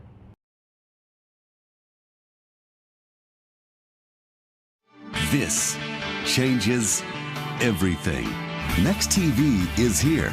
It's the full-featured digital TV service delivered to your smart TV or connected devices by fast, reliable Hood Canal fiber internet. Record your favorites on a cloud DVR, then watch from anywhere. Pause and rewind live TV, restart or replay shows you've missed, and more. Call or click hcc.net for a special offer on Next TV today.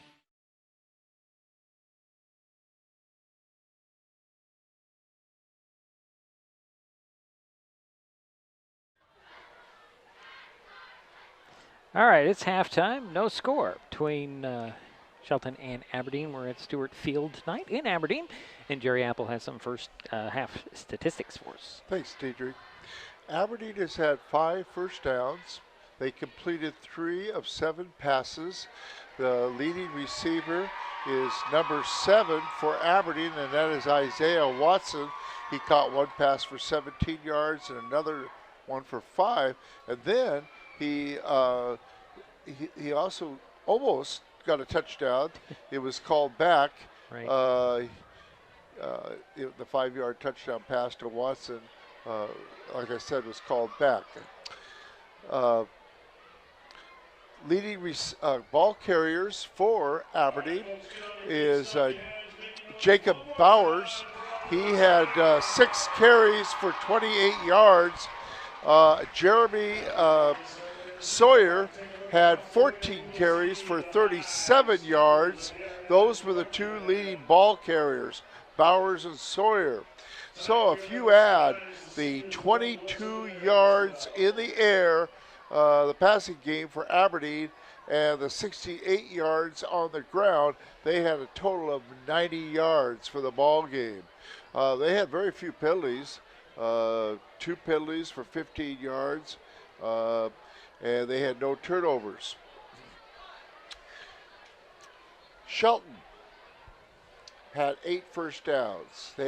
Mason Goose was 6 for 13 in the passing game he passed for 41 yards. His leading receiver was Dante Trikoff, who caught 5 passes for 31 yards. Ellerton also caught a pass for 10 yards. The leading ball carrier for the Highclimbers was number 23, Fuller, Jaden Fuller, and he had 9 carries for 42 yards. The second leading ball carrier was Mason Goose. He had 14 yards on 3 carries.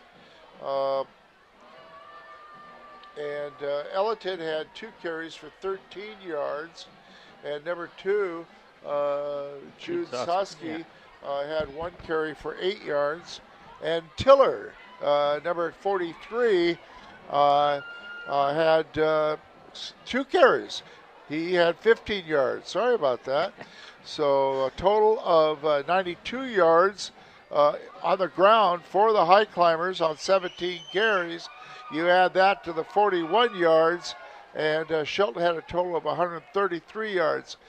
What's interesting is the first quarter, I felt like Shelton was going to score. They got 4 first downs on the ground and got it almost to the red zone, and then unfortunately they fumbled. Right.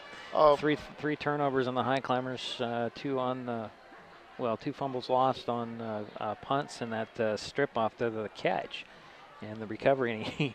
And it was Watson, but it was number 35. It was Aiden Watson, nearly or Watkins, excuse me, not Watson, Watkins nearly scooped it up and ran the 10 yards back to get the score, but it could have been a completely different game there at that point. But the 3 turnovers, you can't turn the ball over 3 times and expect to have a lead at all. And, well, if you do get to 3 turnovers, you expect that you should be able to put points on, so hats off to the High Climber defense. Although that end of the half there, that was little breakdown on both sides of the ball. It was a nail-biter. Yeah, I mean, I don't know. We're going to come down to that at the end of the game. It's very possible the way these teams are going, because as we mentioned at the beginning, Aberdeen's fighting for to play on. Their season will be done if they lose this game. If they win this game, they'll force a 3-way tie for 3rd place in the Evergreen Conference, and that'll be a tiebreaker. And as it was explained to me, we don't have a location, but I imagine it'll be Tumwater Stadium, but I'm not sure. We'll find out if that comes, and that'll be on Tuesday. But as it was explained to me, they'll play quarters. So 2 teams will play, and whoever wins that quarter will get 1 point. Yeah. And if they get 2 points, they're number 3. If they get 1 point, they get number 4. And if they get 0 points, well, obviously their season's done. That's the way it's explained. I'm glad that they do it on the field and not a coin toss or some draw. Making it fair. That's good. Make them earn it on the field. That's what we're here for. Yeah. The interesting thing, too, Shelton has got to clean up the penalties, unfortunately. They had 8 penalties for 60 yards. The other thing, of course, they've got to clean up the turnovers. I was impressed with the punt by Goose. It was a beautiful punt, real good coverage. It was 34 yards. We had 1 kickoff return, and that was by Elliton for 8 yards. I'm going to be real optimistic here in the second half. I feel like Goose is going to connect. Yeah, he's been off a little bit on his passes, and the guys have been there. They've been open, and it's just like the ball's just sailing on him a little bit. Yeah. And it's interesting looking at the flag. I don't know if the wind has anything to do with it, but the wind does swirl in here. I think that's what we're feeling when we're sitting in this little box. It does swirl. I'm looking at the flag. The flag's kind of limp right now, but it was going the other direction when on those passes. But that's what the flag's doing high up. And we're on the field, it could be completely different. And I think the other thing that you mentioned, I think we're going to see a little bit more of establishment of the ground game for the High Climbers here in the 3rd quarter. I think you're going to see Elliton carry the ball more to the outside, like you said. And I think you're going to see Fuller continue to carry it up the middle. They both have good second efforts. So I think you're going to see some good things out of the High Climbers if they can establish that running game like they did in the 1st quarter of the ball game. Just unfortunately the fumble cost them. Right, the fumbles have really been a backbreaker so far for the High Climbers. Yeah. But like I said, Aberdeen's playing for their lives here. They want to continue to play, so they're gonna do everything in their power to win this ball game. Yeah, I'd like to make a little comment. I would like to thank the girls soccer team, high school soccer team, for making the playoffs. Oh, did they make the playoffs? Okay, good. Yeah, they did. Unfortunately, they went down to Washougal to play, and I think they lost there by a few points. But congratulations to the high school girls soccer team for making the playoffs. I know it's been a few years since they have been in the playoffs, so good job, high school girls soccer team from Shelton. Since we're talking about that, the cross-country team headed to state. Oh. I think they took 4th in the District 4, and I wish I could tell you her name. One of the runners took the championship on the girls' side, and I can't remember her name off the top of my head. Well, I know the girls' cross-country team has been pretty good the last few years. Yes. Yeah. So they're state-bound. Next weekend, I believe, is the cross-country state. Are the boys going to? I believe so, yes.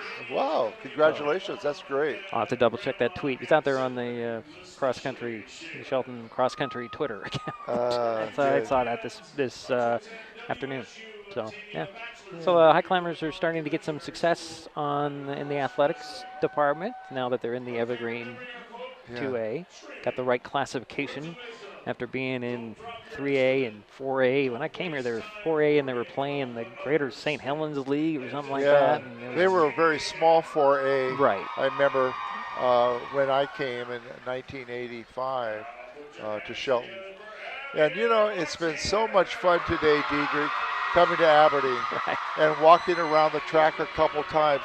It's brought back so many great memories of my days living in Aberdeen and going to high school here. I've been looking forward to this for so long. Well, that's good. Glad that you could come here with us today and then make your. My wife texted me before the game, and I said you were walking down memory lane. I was. Yeah. And he played on this field, folks. Yeah. So he's familiar with this place. Well, we still have a tie ball game in with no score here, and we're 5.5 minutes away from the third quarter at a minimum here, as senior band members are being honored here, recognized for Aberdeen, and this is their final home game of the season. And they hope it won't be their final football game at all this season. Well, we'll see. Yeah. We still have another half of football and see who can clean up the penalties, who can take advantage of the turnovers, because nobody has taken advantage of the turnovers. That is true. We've had 4, 3 by the Highclimbers, and one by Aberdeen. Except that one was at the 1. And but they were able to get it out to the 19-yard line, but then it stalled. We know what happened. The Highclimber offense has been stalling. The Aberdeen offense has been misfiring, I think is the right term, because they'd be moving and then they stall and then they move a little bit and then they stall, and you saw the end of the half. They were right there. It looked like they had a score, penalty flag. Takes the points off the board. They do it again. And the Highclimber defense has been there stopping them. But I think the Aberdeen offense has got the explosive power there. Who wants this game more? Well, I'm impressed with their 2 running backs. They're similar to our running backs, and they don't give up. They make that second attempt. Right. Especially Sawyer.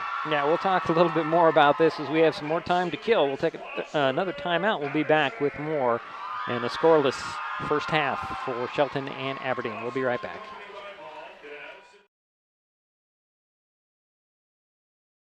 The Conklin team at Windermere Real Estate in Shelton, proud to be supporters of Highclimber football. Their commitment to Shelton and Mason County is unmatched. If you know anybody that needs to sell or buy real estate, reach out to the Conklin team. They will be honored to help. When it comes to real estate, there is no substitute for local knowledge. The Conklin team at Windermere Real Estate in Shelton, 360-426-4401. That's 360-426-4401.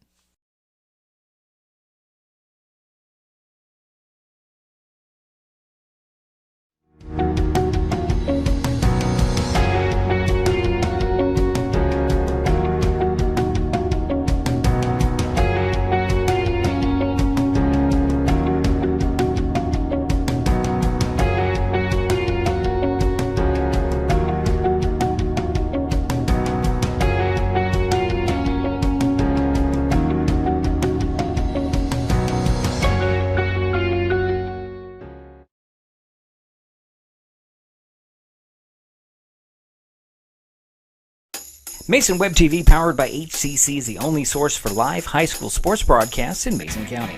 Join us every week this school year for another exciting game. If you want to be part of future broadcasts, contact Mason Web TV right now and become a community broadcast partner. A simple phone call, text, or email can put you in the next broadcast on Mason Web TV, powered by HCC.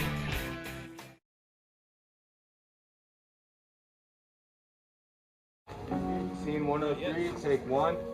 Taking my vaccine and staying safe. That's what you want me to believe. Of course. They're saying that the vaccine is 99% effective, right? Where are you going with this? What about the one dude? I want you to get the vaccine because I care. I want you to be safe. If you was to die, man, that would literally kill me, man. If it made you feel that way, bro, I'll probably do. Love you, man. Love you too.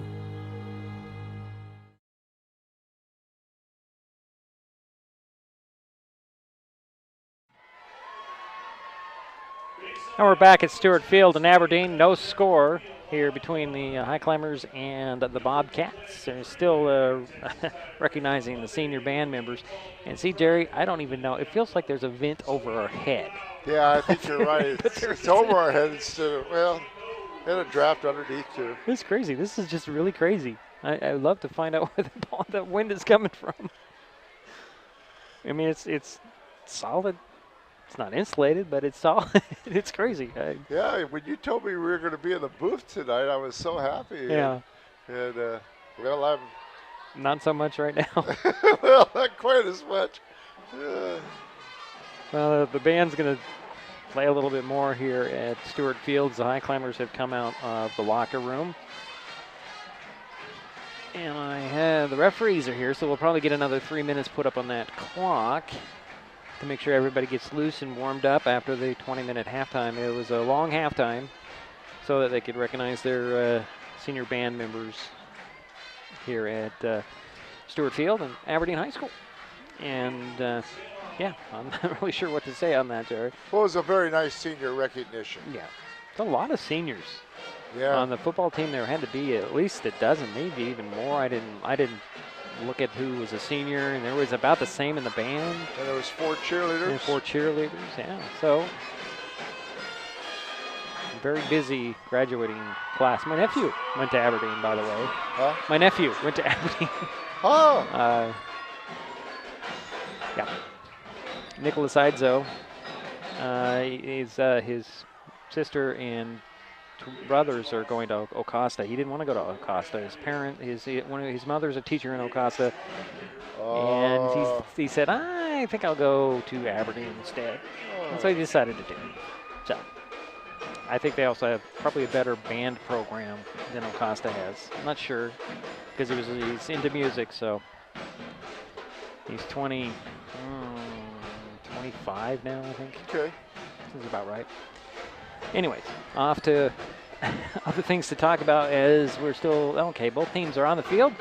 2.5 minutes to start the third quarter. Gerry, real quickly, you have something else to add? Yeah, the Aberdeen Bobcat coach, I know his dad very well, and that is Todd Bridge. His dad was a vice principal at Elma High School and also was the head basketball coach out at Ocosta, and also I believe he coached girls basketball or boys basketball at Elma. So I remember Todd a few times when he was with his dad, and I knew his dad real well. Okay. Yeah. We'll take another timeout. We'll be back with the third quarter in a tie ball game heading into the second half between a must-win game for the Bobcats, and the Highclimbers would love to just hold them off and take that third seed into the play-in round. We'll take a timeout. We'll be back with the third quarter in a moment.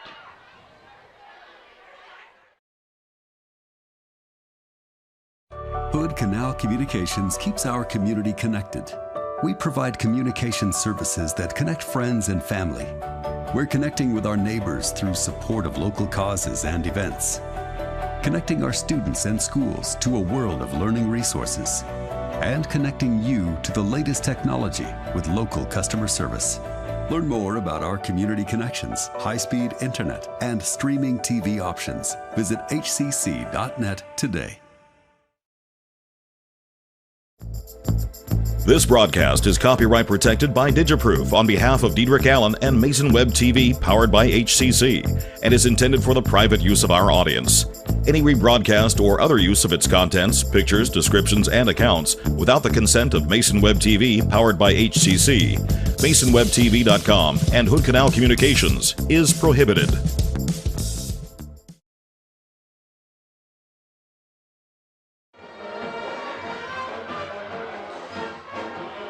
The Aberdeen Bobcats will get the ball to start the third quarter. See if they can pick up where they left off, Gerry, at the end of the half, where they nearly punched it in. Actually, they did hit the end zone, but a penalty took points off the board. And then they had a couple more opportunities and just couldn't finish it off. And let's see what they can do here in the third quarter. Now, Coach Smith of the Highclimbers says he'd like to win the middle 8, which is the last 4 minutes of the second or the second quarter and the first 4 minutes of the third. And so far, Aberdeen has won the first half of that middle 8. Yes. Yeah. So far. Band is just having a great time. And oh, they are. They're pretty loud, right? Because they're right below us. Ready for some? Good. They're good. And let's play some third quarter football here as Kaiser has it teed up at the 40 to kick it to the Bobcats. Looks like Sawyer is the deep man, standing about his 5. Here's the run up and the kick high, end over end, kind of short. Picked up by Watson at the about the 20. Is it Watson or is it Bowers? No, it was actually Goings. Sorry, with the return. And he returned it 10 yards. Yeah. So the Bobcats start out on their own 30. 40-yard kickoff by Brendan Kaiser. 1st and 10 for Aberdeen. No score, but they have the momentum heading into the half. See if they can continue that here in the third quarter. Goings will go under center. Bowers behind him in the backfield. There's Sawyer in motion, quick handoff in the middle, and straight up the middle for 4, maybe 5. Looks like 4 only. It's a different look there, Jerry, but right into the heart of the high climber defense, Jerry.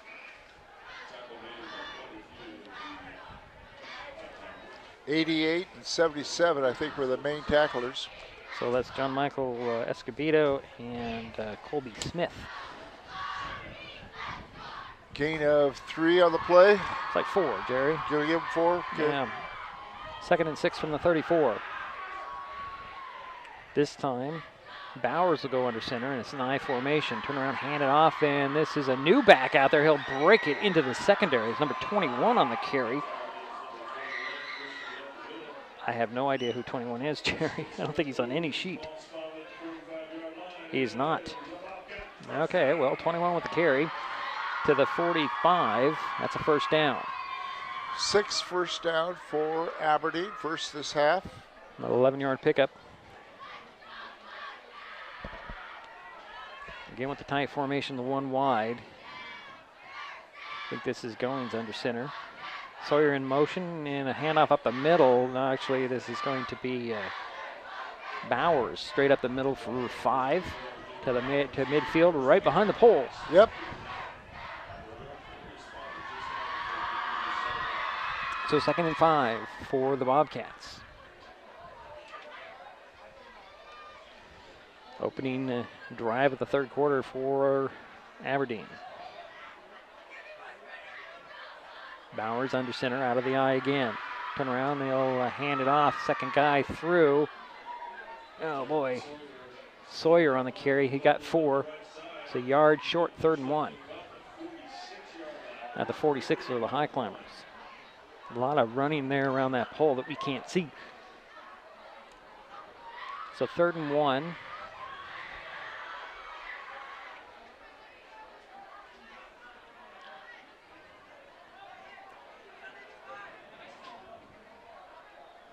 Drew Locke goes wide, straight up the middle. Boy, a big old quick snap in a stick there, but Aberdeen stays on his feet and fights its way to the 37. I didn't know who carried that ball, Jerry. I don't even know who the ball carrier was, Jerry. I'm going to say it was Sawyer, but it could be that 21 again. So 1st and 10 from the high climber 37, excuse me. Yeah, I did not catch who it was. I'm sorry. Bowers under center. Turn around, hand out to Sawyer. Sawyer straight up the middle again. And he'll get 5 again. Didn't hear a flag was flying. Yeah, it's a flag right at the end of the play in the middle of the pile.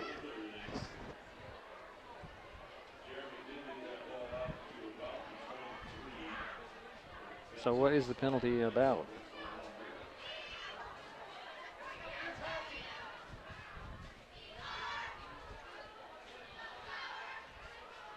There's a hold on the Bobcats. So that'll be from the point of the foul. Right.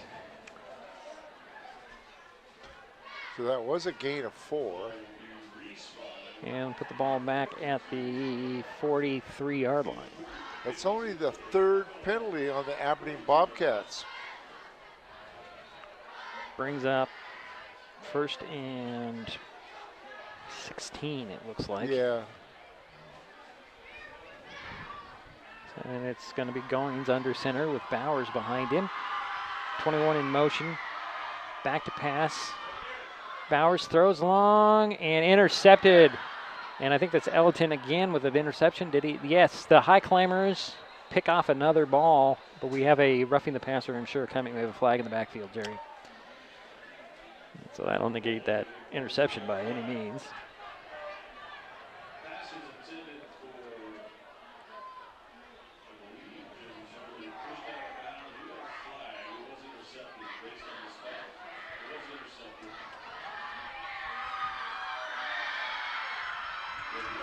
Yeah, roughing the passer is going to be the call against Shelton. Well, that'll be a first down for the Bobcats. And that goes from the original line of scrimmage, right? So that'll put the ball inside the 30, it looks like.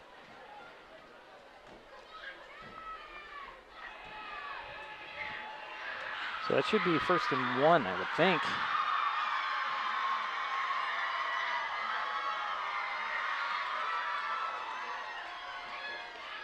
Oh boy. Well, that's going to be a first down. Yeah, first down for sure, but it's going to be 1st and 10. Ball inside the 30 to the 27.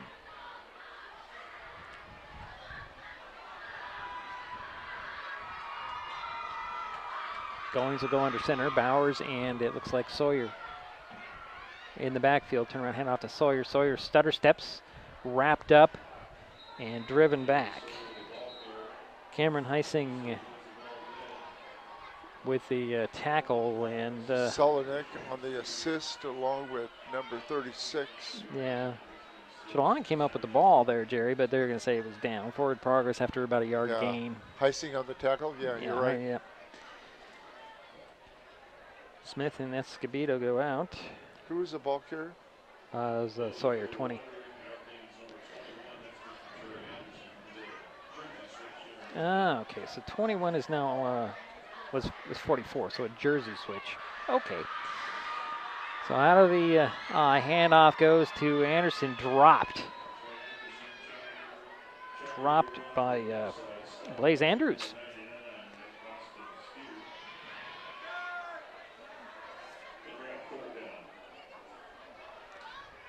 So it's 3rd and 9, no gain on that. So we know that number 21 is the same as number 44. Gerry, did you get that?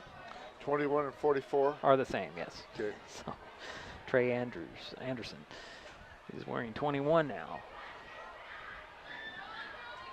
Isaiah Watson goes wide to the far side. Under center goes Goings. And the inside handoff, and the new guy, that's a Sawyer. Sawyer, he's going to break it out. He's going to score. He danced his way to the end zone. So the Bobcats put the points on the board that they couldn't get on at the end of the first half. 25-yard touchdown run by Jeremy Sawyer. So the 2-point, I think they're going to go for 2 here. Are the Bobcats. That's the longest run of the ball game, of course, for both teams. And this is the drive to open the third quarter, and they've held it, Gerry. Well, you mentioned that 4 minutes and 4 minutes. Yeah, the middle 8. Turn around, hand it off, and this is going to be 12. Did they get it in? They did. They got it in for 2. And that was Jeremy Sawyer again, I believe. And it is now 8-0, 7:04 to go. In the third quarter, Aberdeen takes the third quarter opening drive. 70 yards for pay dirt. The Teresa Johnson Memorial Scholarship helping bring this broadcast. It's an annual scholarship given to seniors or past graduates of Choice High School in memory of Teresa Johnson. The Teresa Johnson Memorial Scholarship has been helping send Choice High School graduates to college or trade school since 2015. More information can be found on the Teresa Johnson Memorial Scholarship Facebook page. So it's an 8-0 deficit, 7:04 to go in the third quarter. The Bobcats chewed up a lot of time in that drive, Gerry. They got the ball, and they chewed up, was it? About 5 minutes. 5 minutes, very close to 5 minutes, yeah. And they got it teed up at the 40 to kick it back to the Highclimbers. Shelonic and Elton standing about the 20 waiting for this kickoff from 54, Kenny Dawson.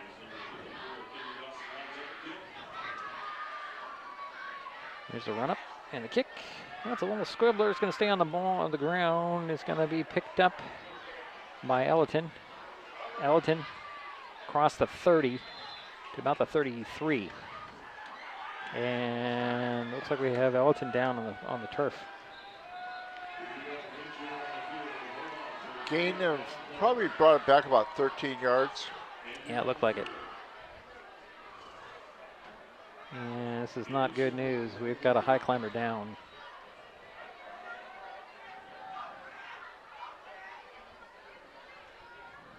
Uh-oh. That is not a good sign. They're waiting for EMS. Oh, boy. Put some good thoughts out on the field. Put some good thoughts out on the field, folks. So we will take a timeout here, and we'll be right back.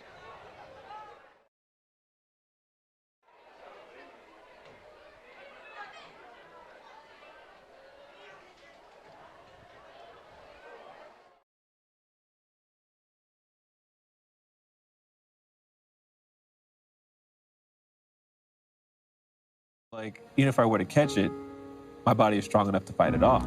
What if you're one of those cases and you end up in the hospital? Yeah. That's what I'm scared of.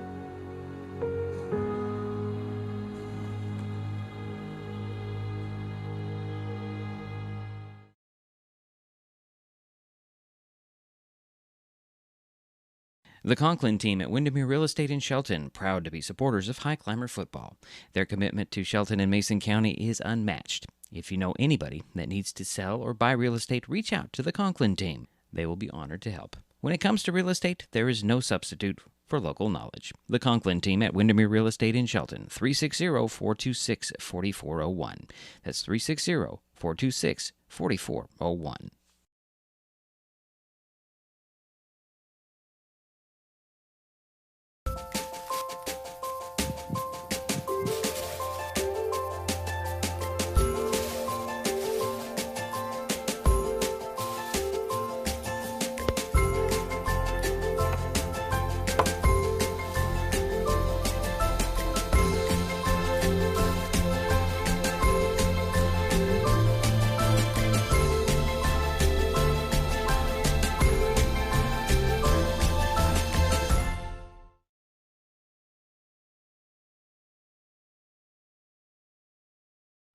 Mason Web TV, powered by HCC, is the only source for live high school sports broadcasts in Mason County. Join us every week this school year for another exciting game. If you want to be part of future broadcasts, contact Mason Web TV right now and become a community broadcast partner. A simple phone call, text, or email can put you in the next broadcast on Mason Web TV, powered by HCC.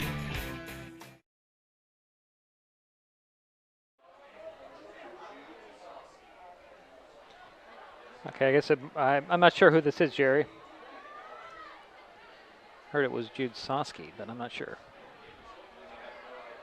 It looks like it might be an arm injury of some sort. Am I right? Is that what you can see from where you're sitting? It's hard to tell. Yeah, we don't want to speculate at all. But yeah. when they start waving to the EMS, it's serious. But I got to hand it to the Aberdeen players. Many of them went over and encouraged the high climber. Yes, a good display of sportsmanship on the part of the Aberdeen, some of the Aberdeen Bobcat players. And that's, you like to see that, of course. Yeah.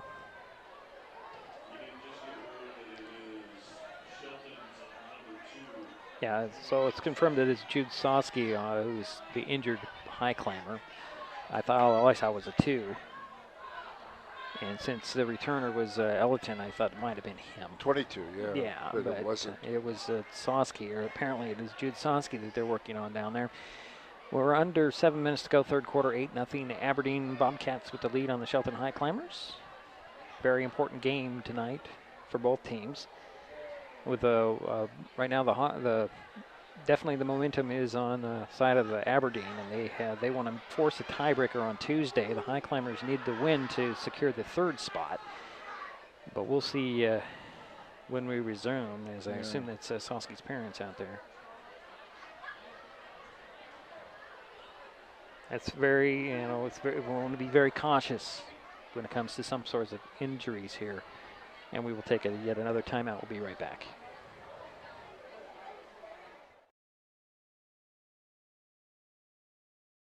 This changes everything. Next TV is here. It's the full-featured digital TV service delivered to your smart TV or connected devices by fast, reliable Hood Canal fiber internet. Record your favorites on a cloud DVR. Then watch from anywhere.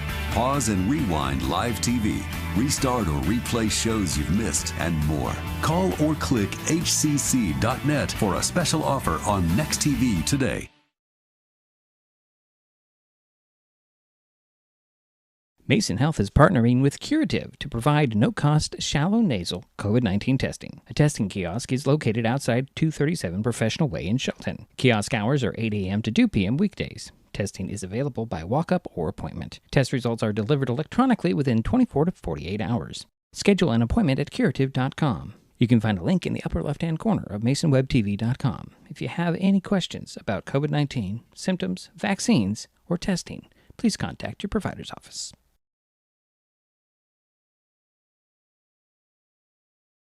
When times get dark, we can't see the help that's all around us. Let 211 be your guiding light for help with food, healthcare, and other resources. 211, how can I help you? Call 211 or visit 211.org. 211, get connected, get help.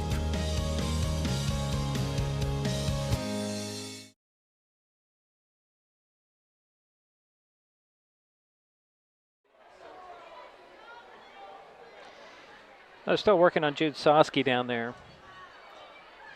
as after the injury on the kickoff.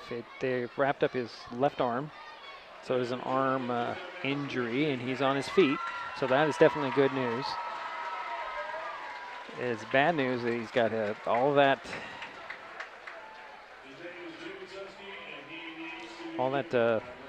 bandages and what have you. Now look at that, Gerry. I'll tell you what, that is super sportsmanship, and I'm glad that Jude is not hurt. Well, we don't know. We don't know. Not hurt badly. Well, not.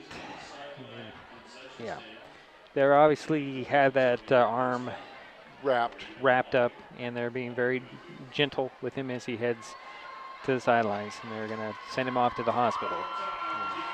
So just under 7 minutes remaining in the third quarter, 6:59, 8-0 Aberdeen has a lead. The Highclimbers will have the ball when we resume play. They'll be at their own 33-yard line, getting everybody to make sure they keep limbered up. On the sidelines, you can see the Highclimbers are out there, the entire squad in the end zone over there. And I assume that, the Bobcats are in the other end zone. And we'll be resuming play here shortly, I would imagine. Got to make sure everybody is limber so they take Jude Sosky off to the hospital. What's the hospital here, Gerry? Yeah, there's one hospital in Aberdeen, just right on the border between Aberdeen and Hoquiam. Okay. There used to be two, but no longer. Just one hospital. Just one hospital. Okay, well, I always hate to do. I always hate these games when you have an injury that brings on the EMS, and they have to take somebody away. It just it's just awful, actually. But it just slows down the momentum here in the game and all, and you feel for the kid. And Jude has been a very strong asset for us this year. We've enjoyed having him turn out for us at Shelton. Yeah, transfer from North Mason. Was playing for North Mason. Quarterback last year? Quarterback last year, yes. Yeah. And,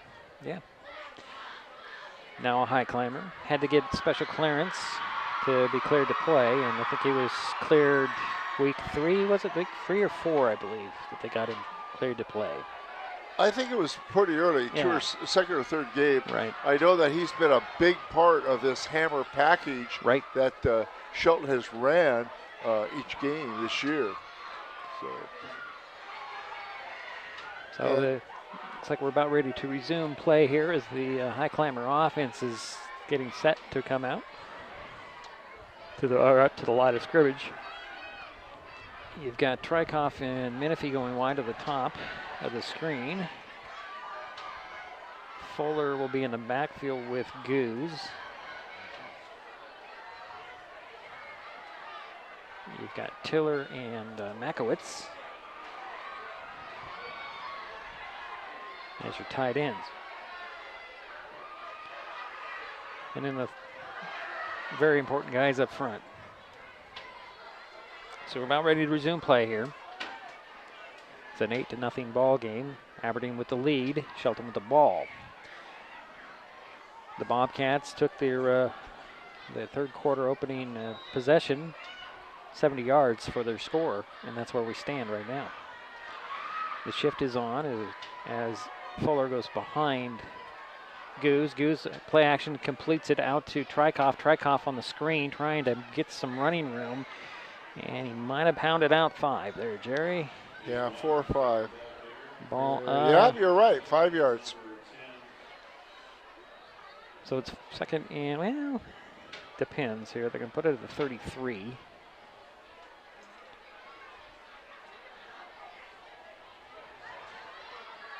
Again, the shift is on.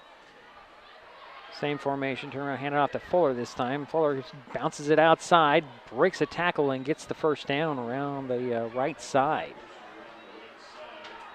To the 44, that should be enough for a first down. Yeah, looks like it. Chain gang wanted to go. Yep, there they go. There they go. Gain of, let's say 5, 6? No, 10. 10 yards, okay. For Fuller. Yeah, okay. Out of the gun goes Goose, and then they'll shift into the pistol. Elton's in the backfield. Turn around and hand it off to him, and it comes to the near side. And he powers his way inside the Bobcat territory to the 47.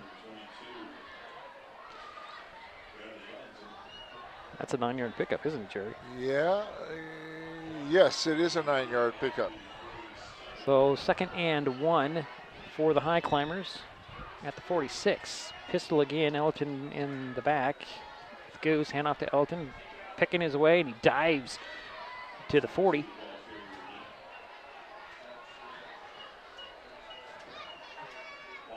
I'm going to call it 41. That's the 10th first down. Yeah, it's 1st and 10 for the high climbers.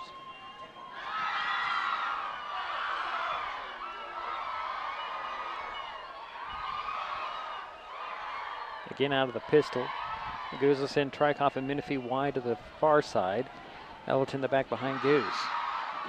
Makowitz goes in motion. Turn around, little play action. There's Goose setting his feet, and he's going to throw. Got a guy there. It is Tiller. Tiller with the catch in the first down run inside the 30 to about the 28.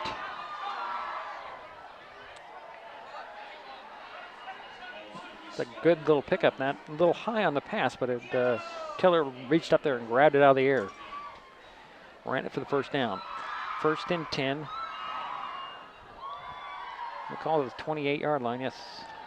Again, the shift to the pistol. Another play action complete to Trykoff. Trykoff on the screen, avoids one guy, bumps into his own guy, and then he hits a pile of players. I think he got another 5, Jerry. Depends on where they spot it. Spotted the 23.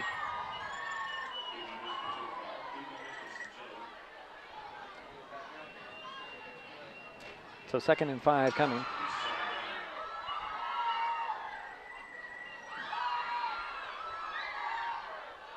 This looks like it is the hammer package. No, I guess it's not. It's still the gun. Goose. Little play action again. Throws for the end zone. I can't see what happened there, Gerry. That's the bad end of the field at all. I guess it was a catch. But he caught it. Yeah, catch at the 5 for Menifee. And that was started at where? 23. Okay, 18 yards to Menifee. Brings up 1st and goal for the Highclimbers from the 5. This is the bad ankle here. Yeah. Yeah, Shelton is, Goose is 3 for 3 this half on his passing game. Now we're in the hammer. This Fuller swallowed under. I think he might have lost a yard. That was out of the hammer, Jerry. And Fuller on the carry. Okay. And it looks like it goes back to the 6.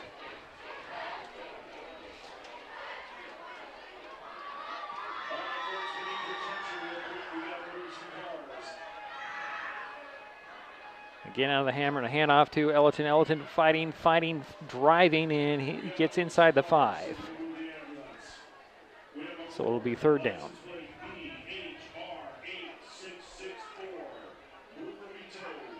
Gain of 1 on the play.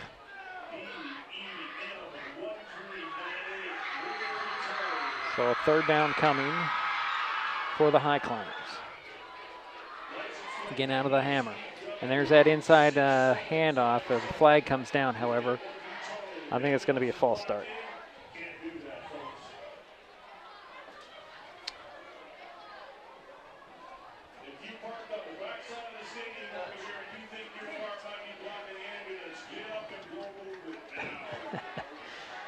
Trying to get the ambulance out of here, Jerry. Some cars blocking it. Now it's a 5-yard penalty. I didn't see what the actual call was. Ball back at the 10-yard line. Repeat 3rd down. Actually, is it the 10 or is it the 5? It's the 10. Okay. Goes back in there. 2 receivers to the far side. Goose turn around and play action on the rollout. Got a blocker in front of him. He's going to throw. No, he's going to keep it. And trying to get to the end zone. And I think he stopped short of the goal line, Jerry. That'll be 4th and goal from inside the 5 all the way down. It looks like the 2. A gain of about 8 on the play. So 4th and goal from the 2. Is it 4 or is it 4? I guess it's 4. I don't know. It is 4th down. I mean, it's from the 2. Yeah, that's what I thought. 2 yards to go. Staying with the hammer. It is 4th down.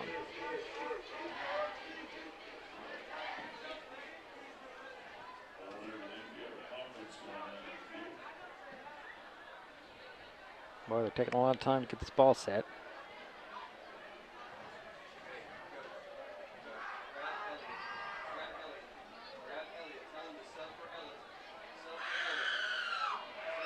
They're going to relay something here from. Not really sure what's going on, Jerry.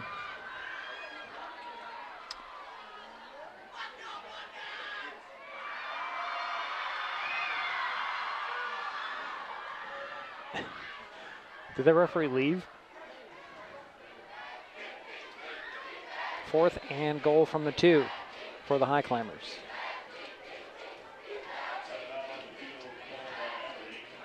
Now they're going to call a timeout is Aberdeen. That's their first time out of this half. The Youth Connection in Shelton is helping bring you this game. The Youth Connection is a youth-focused space to explore creativity, get connected, and have fun. Making connections and changing lives for youth 12 to 24. Located at 123 South 2nd Street in Shelton.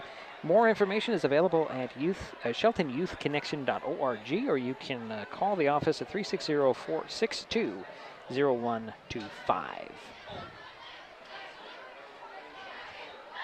So 4th down and goal from the 2 with 2:41 to go in the third quarter.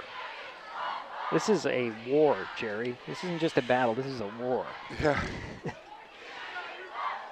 Highclimbers are out there. They're staying with their hammer package. With Fuller taking the snap, sometimes it does go to the inside and go to Tiller. You also got Makowitz out there and Ellerton. So here we go again with the 4th and goal. Here is Fuller. Fuller getting around the corner. Yeah, he's going to be stopped. Did he get in? He did. He got touchdown Highclimbers. Wow. 2-yard touchdown run by Fuller, yeah. Jaden Fuller. Jaden Fuller with the touchdown of 2 yards, and we have an 8-6 game at this moment, and Highclimbers are going to go for 2, try to tie this game up. Or, no, they're going to try to kick the point after with Kaiser. That's unusual. Well, it's almost a guarantee with Kaiser. I'm going to say almost a guarantee. Did they snap, spot, kick? It's up. Is it through the uprights? Hit the roof. Yes, it is. So we have a 1-point lead for the Bobcats now. 8-7. 2:34 to go in the third quarter. This has been a good ball game, Gerry. Do you like defense? We'll be right back. This is Mason Web TV, powered by HCC.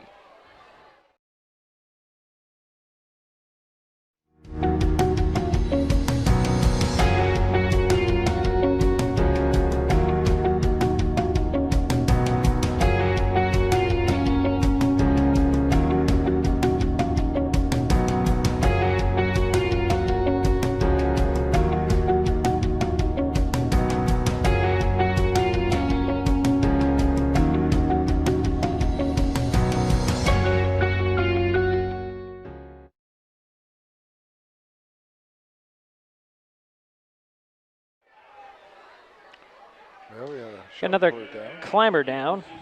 But he's walking off on his own power. Kind of limping there. Who is that? That's 69, 59? What's the number over there, Gerry?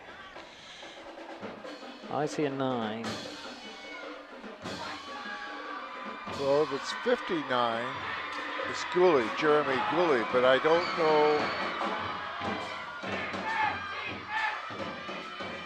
It's hard to see the number. Yeah. Well, the Highclimbers had a touchdown there. He trailed by a point. Going to kick it off to the Bobcats here.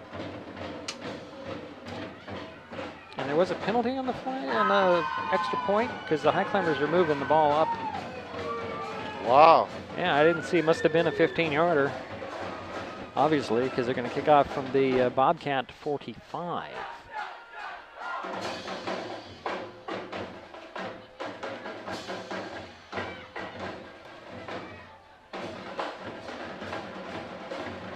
When you try that onside kick.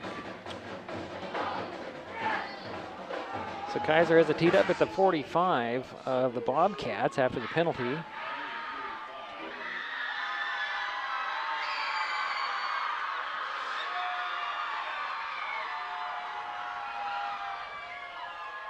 Here's a run up.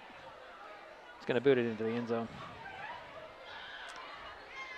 There's a touchback, so the Bobcats will start out on their own 20.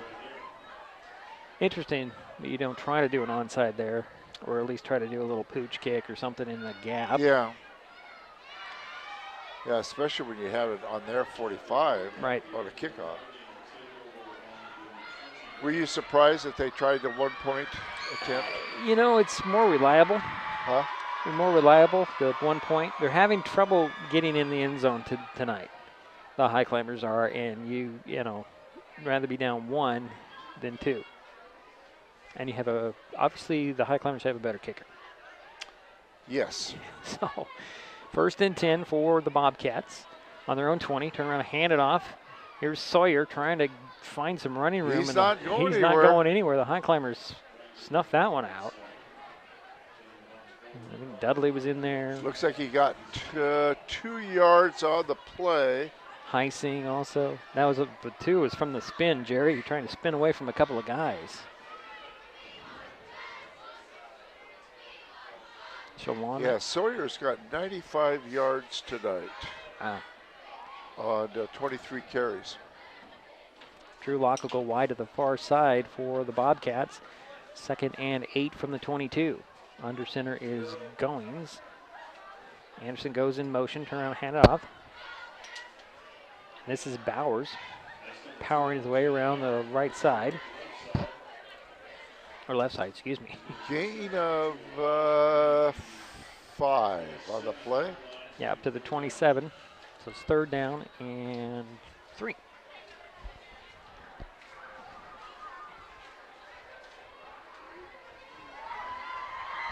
For the Bobcats.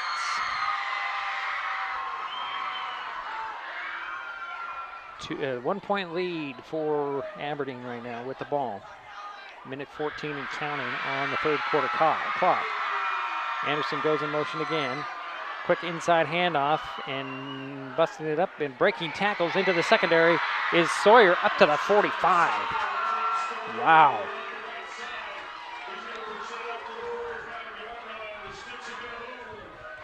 So it's an 18-yard pickup? 18-yard pickup by Sawyer. We're under a minute to go, 3rd quarter. 1st and 10 for Aberdeen at their own 45.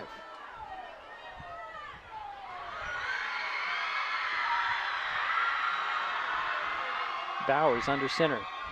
Turn around, hand it off to Sawyer. Sawyer forced to the middle. And he runs over Heising, and a flag comes flying in at the end of the play. Cameron Husing on the tackle for the Highclimbers, number 36. Let's see what the call is. A hold on the Bobcats.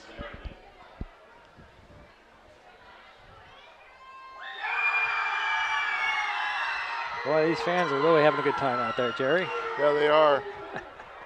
Aberdeen is starting to pick up some penalties, costly penalties here in the second half. They only had 2 penalties in the first half. Ball back to the 20 or 38-yard or 37-yard line. Not posting it. Call it the 37. 1st and 18. Goings goes under center. Turn around and reverse. This is to Anderson. Anderson spun down at the 40 after a 3-yard pickup. On the tackle was Jaden Ryder for the Highclimbers. And that should do it for the 3rd quarter. And that's the end of the 3rd quarter. 1 point ball game, 8-7. Aberdeen with the lead in the ball to start the 4th. We'll take a timeout. We'll be right back. This is Mason Web TV, powered by HCC. We all depend on them for medical emergencies, to keep our highways safe, and to get back on the road. And emergency responders depend on us to watch for them, to slow down and move over. We do it for the people out there taking the risks while helping others, and the people who care about them. Because most of us agree that we all share a responsibility for safety on our roads.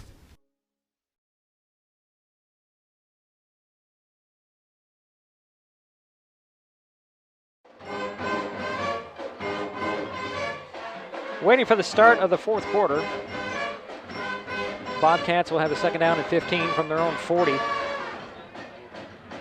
to start the quarter. Mixing it up a little bit are the Bobcats, Gerry, with a little inside handoff, getting it to the same guys, just in a different way.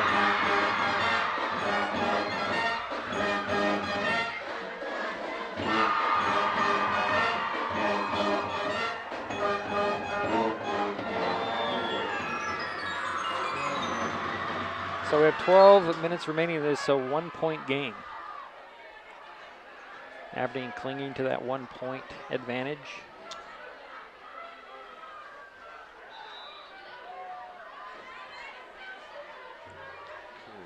Bowers goes out of the pistol, handed off to Anderson. Anderson gets around the outside, slips one tackle. He's up the far sideline. He's tackled from behind as he hit the 40.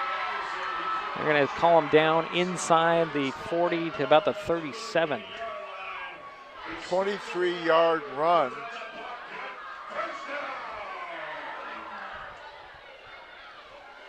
And that is their 10th first down. I'm going to call it at the 38, 1st and 10 for Aberdeen. Yeah, second longest run for the Bobcats.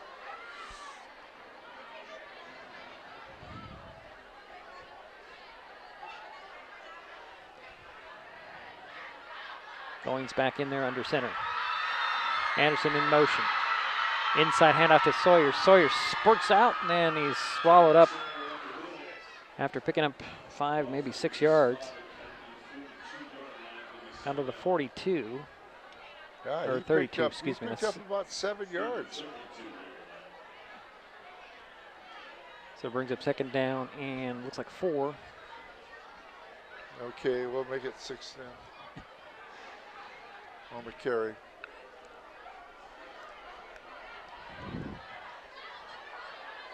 Bowers goes under center this time. I formation. Handed off to Sawyer. Sawyer up the middle. Ran into a wall of Highclimbers there. Looks like he might be short of the first down. Let's see.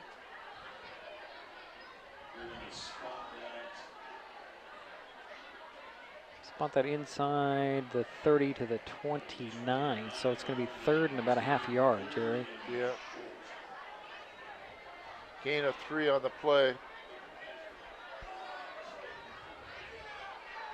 Well, 3rd and 1. A short one. From the 29.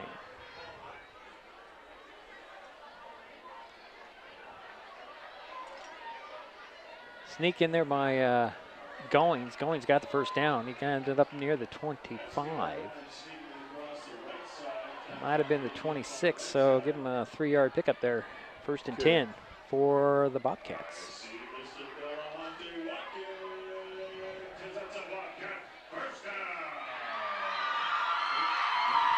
And that's 11th first down for Aberdeen. 10 minutes to go here in the ball game, and a 1-point lead for the Bobcats. They had the ball on the 26-yard line of the Highclimbers. Bowers under center. Turn around, hand off to Sawyer. Sawyer blown up and dropped for a loss, and that was Blaze Andrews.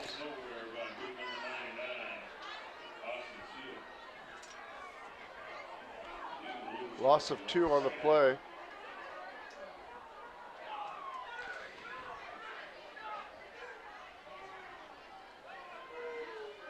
Ball back to the 27.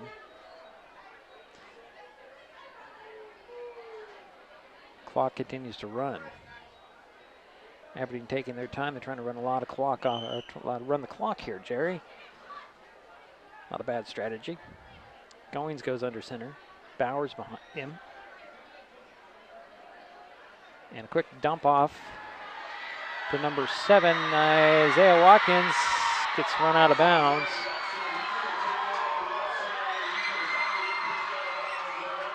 I guess he got down to the 10. And we got a injured Highclimber. 17-yard pass play to Watson. Watson is the leading receiver for the Aberdeen Bobcats. That is his 3rd catch of the ball game. That gives Aberdeen another first down. So 1st and 10 from the 11, they're going to call it. And who has a ball this time? I don't even know. It's got to be Sawyer. It is Sawyer. Yeah. So many bodies running around there, Jerry. Gain of it's like 5. 3 on the play. Oh, yeah, definitely 5. Definitely 5. So we'll call it 2nd and 5 from the 6.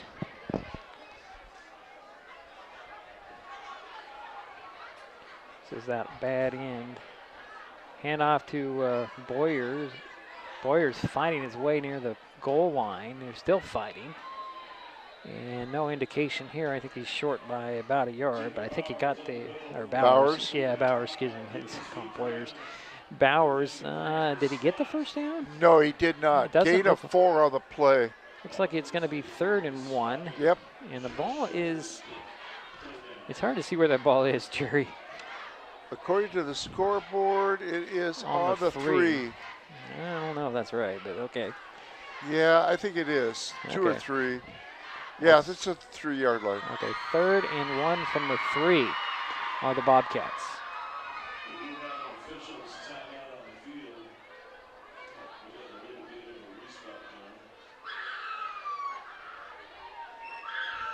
They're going to have a measurement here. Well, it is pretty close.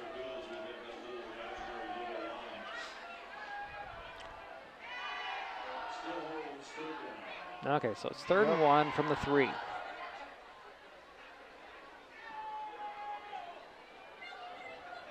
Goings will go under center. Bowers. He's going to be everybody off. It's an empty backfield, Jerry. They hand it off to Sawyer. Sawyer slips one tackle, forcing it out. Can he get to the end zone? He hit the pylon. He got in. Touchdown.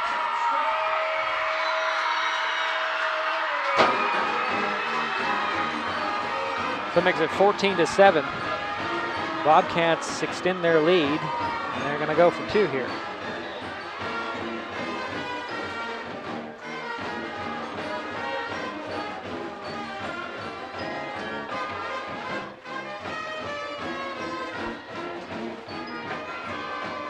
.7:32 to go in the ball game, and it's 14-7 Aberdeen. The Bobcats are going to go for 2, try to extend the lead. This is where that 2-point conversion try may come into play here, Jerry. As you're going to go, right now you're down 7, and they add 2 here. That could be trouble. Yes. Looks like the same play. This time it's going to be Goings going on the outside. He'll get in for the 2. And that makes it 16-7. It's a 9-point lead for the Bobcats.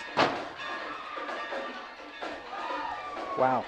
Yeah, that was a crucial 2-point play by the Bobcats, and that makes it a 2-possession. Shelton's going to have to score twice now. Yeah. Oops, too far. Sorry, the clock camera got knocked off. Somebody's whacking on the wall here.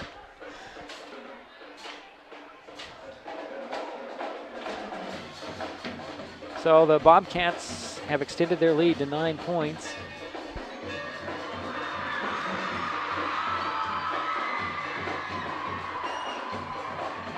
.7:32 to go in the ball game. Yeah, Jeremy Sawyer has 128 yards rushing so far. He's been hard to stop. So the kickoff is coming. The Highclimbers still have time if they can score fairly quickly and then maybe get an onside kick. We'll see what happens here, people. Don't count the Highclimbers out. So they got it teed up at the 40 due to the Bobcats. Kenny Donson doing the kicking. He has kept it on the ground all night.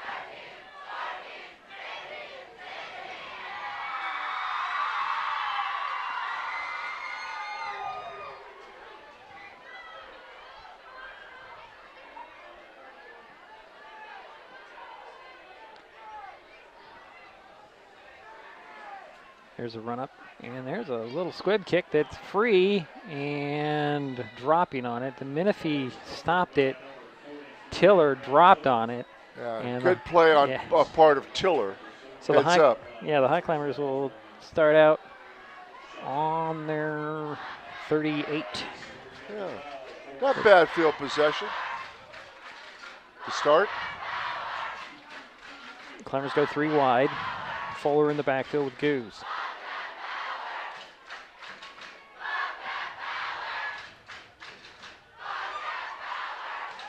Dixon's in there, Gerry. He's in the slot in between the two. Little play action for Goose. Goose being chased. He's going to run out of bounds, and he's going to be hit out of bounds, but not really hard. And I think that's going to be a loss of looks like maybe 1 in the end. Yeah, it's really close. Gain of 1. So Strikeoff, Dixon, and Menifee from the outside in. A loss of 2. They'll put it at a loss of 1 to the 37. Again, out of the gun goes Goose with Fuller in the backfield with him. Bobcats creeping up. Trikoff goes in motion. Here comes a rush. He'll throw it off. It's complete to Menifee on the outside, trying to break a tackle, and he's dropped after about a 2-yard pick up right at the 40. Make it 3. Okay. So it's 3rd and long, 3rd and looks like 9.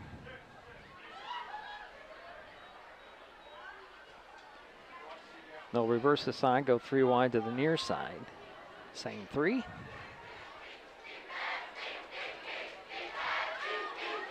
Goose on the rollout. Gonna throw. It's complete at midfield to Trikoff. He should have the first down at his I think on the forward progress he made it. Yeah. They dropped him down back, but they say forward progress to the 49. They should be enough for the first down. Can't really see it from it is. From where we are. They'll spot the ball at the 49, 1st and 10 for the Highclimbers. 6:38, and they'll wind the clock. 11th first down for Shelton. Goose again goes out of the gun. He's got 3 receivers to the far side. Hand off to Fuller. Fuller's got a blocker in front of him. He'll get around the edge, break it loose, and get inside the 40 to the 37. 12-yard run. Good for another Highclimber first down. 6:25 to go. And a 9-point lead for the Bobcats. Shelton with the ball. Out of the gun goes Goose with that 3-receiver set. Hand it off to Fuller again. Fuller hesitates, gets outside, breaks a tackle, keeps running, and he'll be run out of bounds just shy of the 30. Good second effort there by Fuller. Stops the clock at 6:06 to go, and he'll spot it right at the 30, so it brings up 2nd and 3. This triple receiver set worked last week really well for the Highclimbers. Little play action throw over the middle. There is Tiller with a catch, and he'll be down inside, near the 10. He'll spot it down at the 11. Yep. They're using that tight end a little more. Nice catch. 20 yards for Tiller from Mason Goose. So 1st and 10 for the Highclimbers on the 11-yard line. 5:45 to go in the ball game. They're trailing by 9. Break the tackle. Go with the hammer. Hand off to Elton. Elton in the middle. He's going to be dropped. Maybe got 2 yards out of it. I don't think so. Maybe 1. Right to the 10. They're going to give him a yard. So make it 2nd down and 9.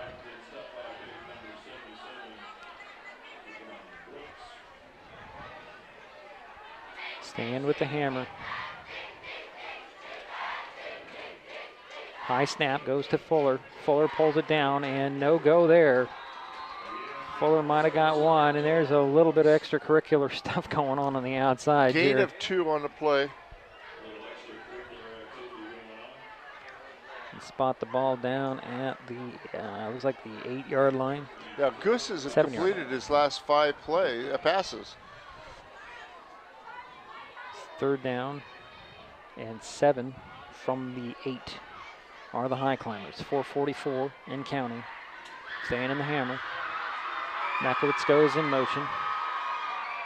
Fuller, high snap. He'll follow Makowitz. Almost stopped, gets to the outside. Flag goes flying in, and they're going to drop Fuller short, but I think we're going to get a hold on yeah, the I think Highclimbers. you're right.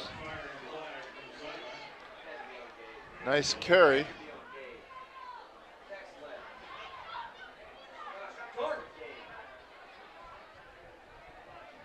.428 to go in the ball game, and a 9-point lead for Aberdeen. Shelton with the ball. We've got a penalty on that after that run. Let's see. It's going to go on the Highclimbers. Yeah, unfortunate because that negates a nice run by Tiller. Yeah. Holding penalty. Yeah. Yep. Holding on the Highclimbers. So that makes it 3rd down and yeah, 13. Ball back at the 14. Goose is back out there. He's got 3 receivers really wide to the near side. Fuller in the backfield with him. 4:24 and counting on the game clock. Back to pass goes Goose. Rush is coming. He'll step up. He's surveying. He'll throw for the end zone, and it's incomplete, intended for Tiller.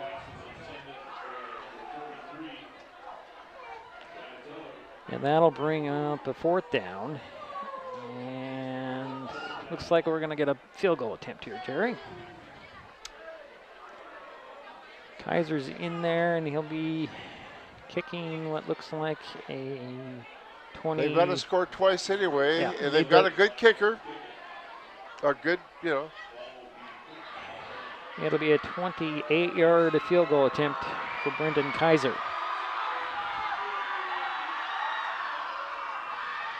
And an official timeout.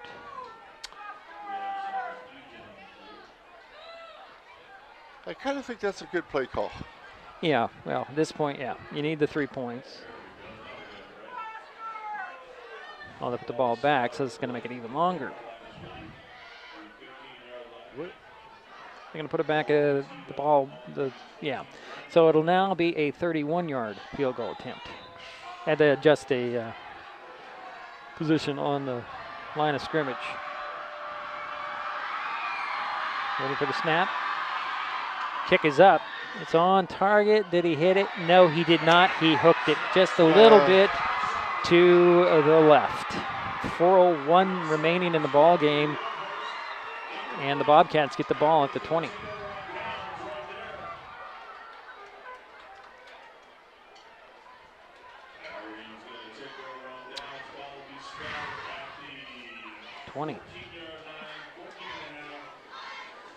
All right, so the Bobcats get the ball back, and they have a 9-point lead.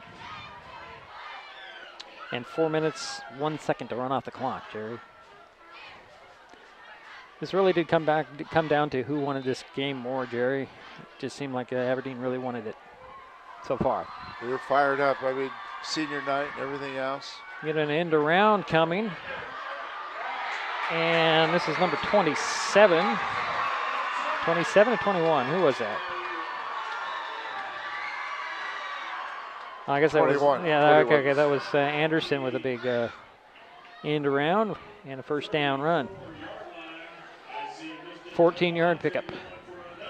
And it's 3:54 remaining in the ball game. The only thing that went wrong with that play, Gerry, is he stopped the clock by running out of bounds. If he stayed in bounds, they would have kept the clock. They would have stopped it to set the chains, but they kept the clock running. So Goings goes under center. Hand it off to Sawyer. Sawyer dives ahead, gets across the 35 to the 37. Gain of 3. Second down and 7 coming. And the Bobcats are going to take their time. Oh, yeah. No hurry here. Approaching 3:20 to go in the ball game. Bowers will go out of the gun, or out of the pistol, actually. Sawyer the back behind him. Anderson goes in motion and takes the handoff and gets up near the 40, but the flag comes flying in at the end of the play. Thrown by a referee, so shouldn't be much of a... Well, there's 2 flags out there, but they're probably in both the same penalty. Penalty at the 35. Now head-to-head contact, and that'll be a 15-yard penalty, I believe. Yep, all the way back to the 20.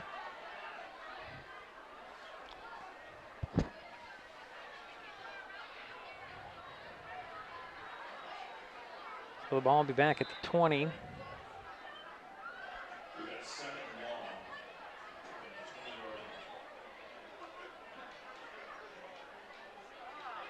So it's 2nd down and 24 for the Bobcats from the 20.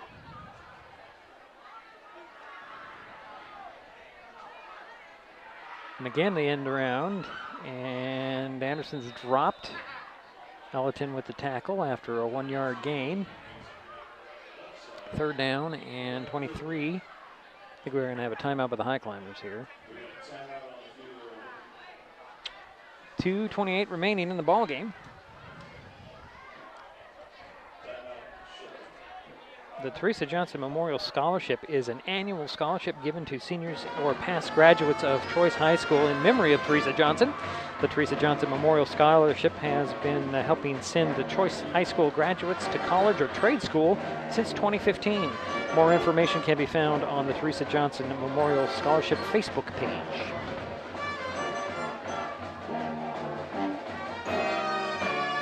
Also helping bring this broadcast to you, the Youth Connection in Shelton, which is helping bring this game to you. The Youth Connection is a youth-focused space to explore creativity, get connected, and have fun, making connections and changing lives for youth 12 to 24, located at 123 South 2nd Street in Shelton.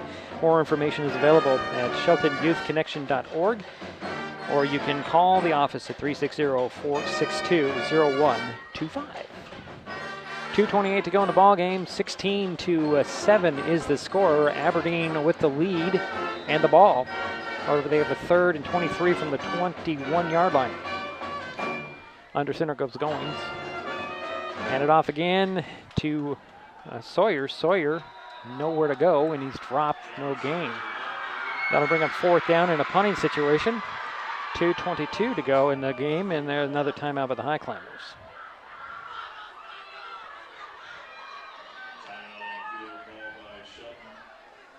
Trying to preserve some time, here are the Highclimbers. Shelton Highclimbers Football Booster Club. Shelton Highclimbers Football Booster Club has an informative website, sheltonhighclimbersfootball.com. You can find rosters, team records, fundraising efforts, sponsorship opportunities, and information on the Booster Club's golf scramble, just to name a few. That's at sheltonhighclimbersfootball.com.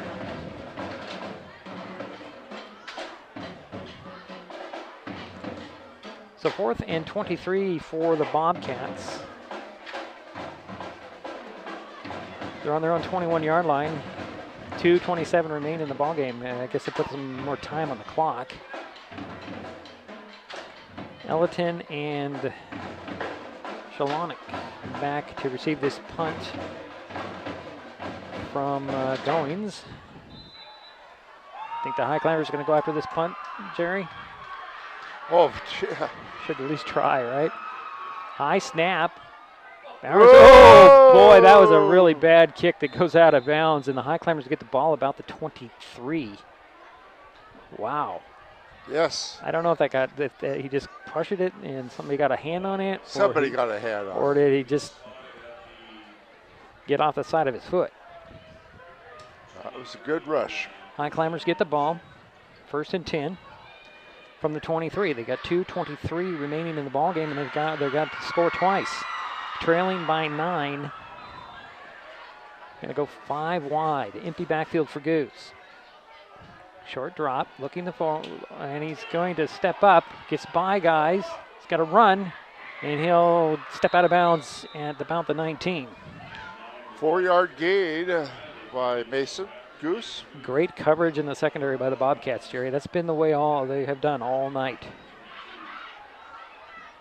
Goose has had little areas to throw, any lane. So again, 5 wide. And out of the gun goes Goose. 2nd and 6 it is. Throws, and it's complete to Menifee. Menifee trying to get out of bounds, and he's dropped inside the 15. I guess they're going to drop him at the 15. 2 minutes to go. It's gain of 5 on that last play. 3rd and 2 coming. Again, 5 wide. Under 2 minutes. It's actually 1:45. Everybody's set. Back to pass goes Goose again. He'll throw it off. It's complete. I think this is Trikoff. Nope, it's Dixon. Dixon spinning and trying to find the end zone, and he'll run out of bounds inside the 5. So it's 1st and goal for the Highclimbers, and here comes the hammer. They spot the ball at the 4. Yeah, it'll be 1st and goal from the 4 for the Highclimbers.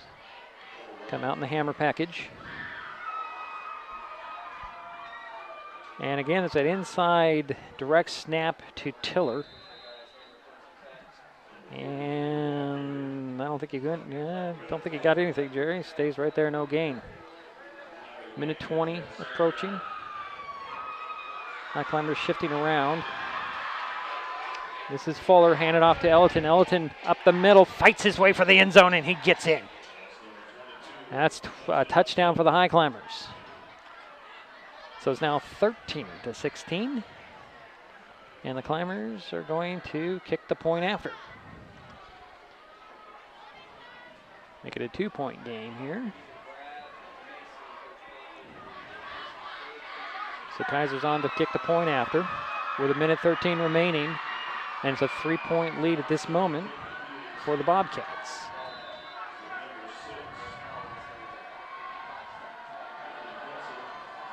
Snap on target. Kick is up. It is skyward. Jerry, he kicked that thing almost to Elma. I don't know. He almost kicked it out into the Wishkar River. So it's now a 2-point lead for the Bobcats, 16-14. And now it's going to be gamesmanship here. What is Coach Smith going to draw up on this kickoff, Jerry? Expect the onside kick try?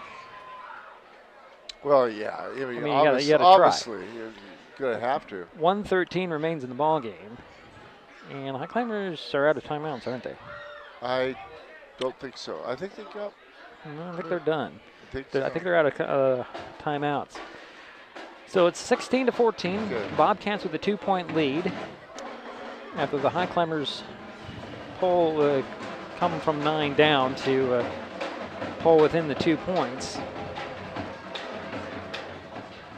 And they're going to tee it up at the 40. See if they're going to try an onside here. They'll kick it into the gap because there's quite a bit of a gap between the upman and the guy deep. That's Sawyer. He's hanging around his 20.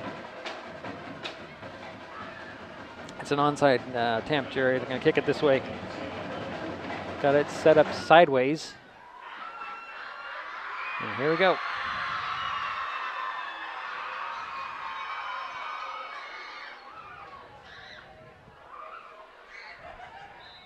Here we go with the onside attempt. It didn't go 10 yards and it touched a Shelton player. And it goes out of bounds, so that'll be... Yeah, it has to go 10 yards, everybody.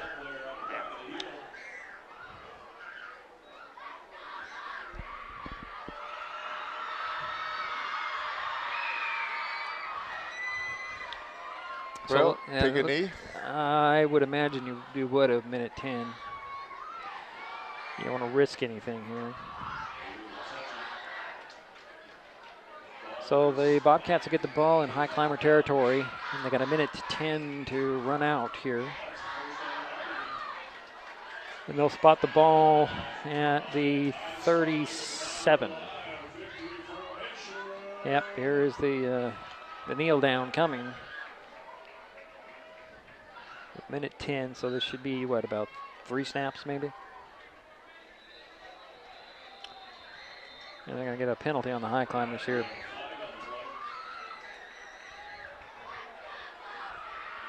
Wow.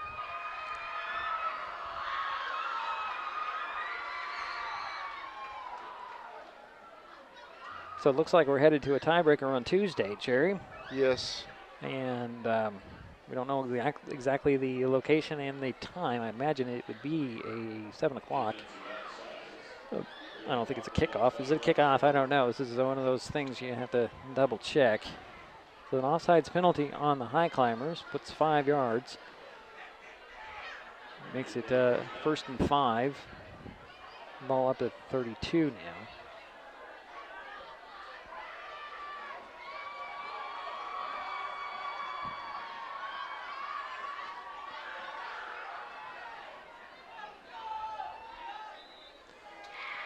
So nothing like drama to end the season, don't you?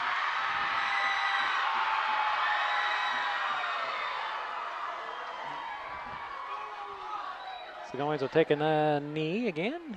Start the clock rolling here.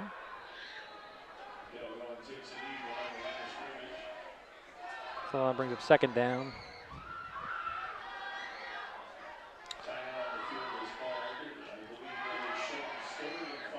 No, they did have one more in their pocket. I was wrong, Gerry. Yeah, I thought they had one left. All right, so the high climbers will take a timeout. 51 seconds remaining in this ball game. And they did also have a 10-second runoff there, Gerry, for the penalty.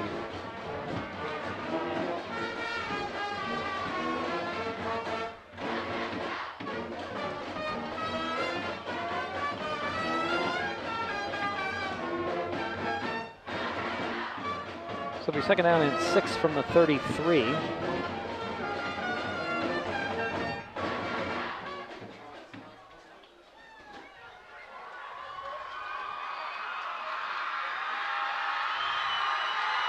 So again, they go into the victory formation. And the Aberdeen players trying to get the crowd more involved. I don't know how you could do that, Gerry. They're pretty involved, aren't they? They've been pretty involved the whole game. And they put a couple more seconds back on the clock, so 55 seconds remain. And the clock will start on the snap. Another knee is taken. No more timeouts here.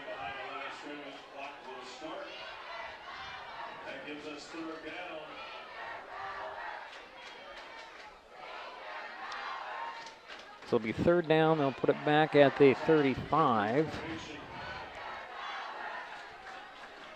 And 3rd and 7. And one more snap will do it. So the climbers can't stop the clock at this point. Take that other snap. And that'll do it, folks. The clock runs down, and we have a tie for 3rd place in the Evergreen Conference between Shelton, Aberdeen, and Rochester, as the Bobcats did what they had to do here to force another to force the tiebreaker on Tuesday. We will take a timeout. We'll be back, and we'll get some final statistics and wrap this thing up.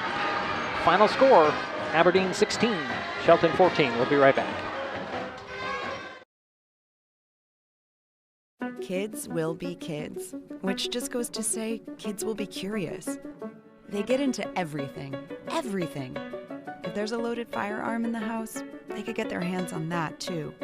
Keeping firearms locked, unloaded, and stored separately from ammunition in a place inaccessible to kids can help keep your loved ones safe from family fire.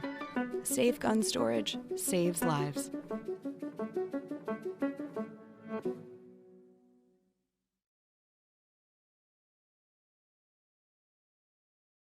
Hood Canal Communications keeps our community connected. We provide communication services that connect friends and family. We're connecting with our neighbors through support of local causes and events. Connecting our students and schools to a world of learning resources. And connecting you to the latest technology with local customer service. Learn more about our community connections, high-speed internet, and streaming TV options. Visit hcc.net today.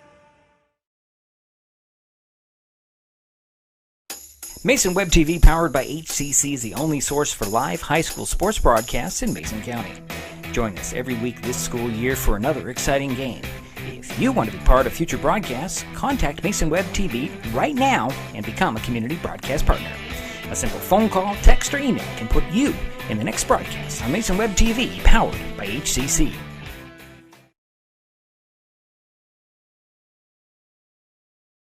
This changes everything. Next TV is here. It's the full-featured digital TV service delivered to your smart TV or connected devices by fast, reliable Hood Canal fiber internet. Record your favorites on a cloud DVR, then watch from anywhere. Pause and rewind live TV, restart or replay shows you've missed, and more. Call or click hcc.net for a special offer on Next TV today.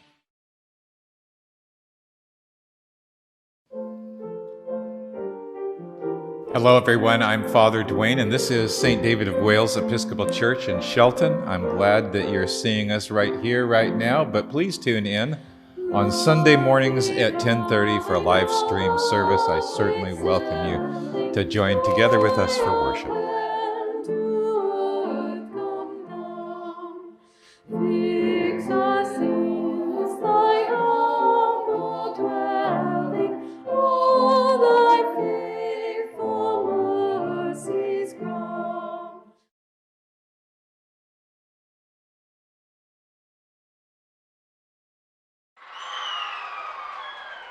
Well, it's a final here at Stewart Field in Aberdeen. The Bobcats pull out a 16-14 win to force a tiebreaker. Now, we just heard that it would be on Monday. I was told it would be on Tuesday. We'll have to track down exactly when this tiebreaker is going to be, and I also heard it's going to be at Centralia. Now, I don't know if that's true either, because that doesn't make any sense to me, because that's more favorable for Rochester, wouldn't it be? It's kind of well, hard. Yeah, it would be closest for Rochester, unfortunately. Yeah. We'll have to figure out if this is going to be on Monday or Tuesday. And either way, that's going to be difficult for us to be able to do what they call a Tennessee tiebreaker, the 1/4 tiebreaker, to find out who goes to the play-in round as 3 or 4, and one team of the season would be over. So, Gerry, you have everything there, or? Yeah, pretty well.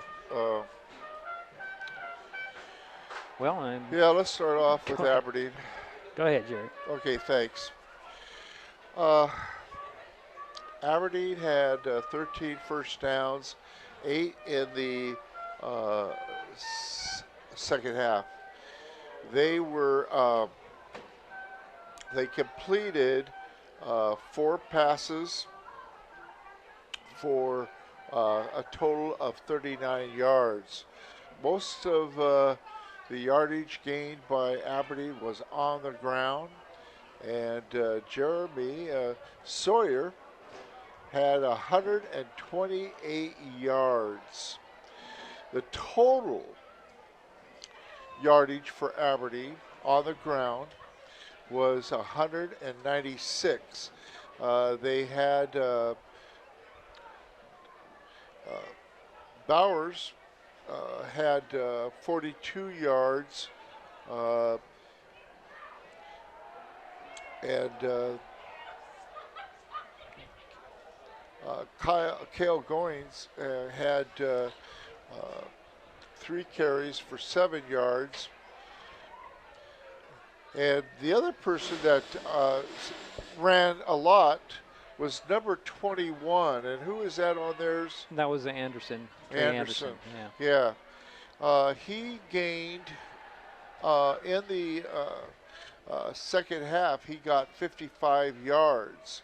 So if you add the total yardage on the ground for Aberdeen, they had 196, add the 39 to that, and they had 235 yards total. Like I said, mostly on the ground. They had a 25-yard touchdown run by Sawyer, a 2-point conversion run by Sawyer, a 3-yard touchdown run by Sawyer, and a 2-point attempt good by Goins. So that adds up to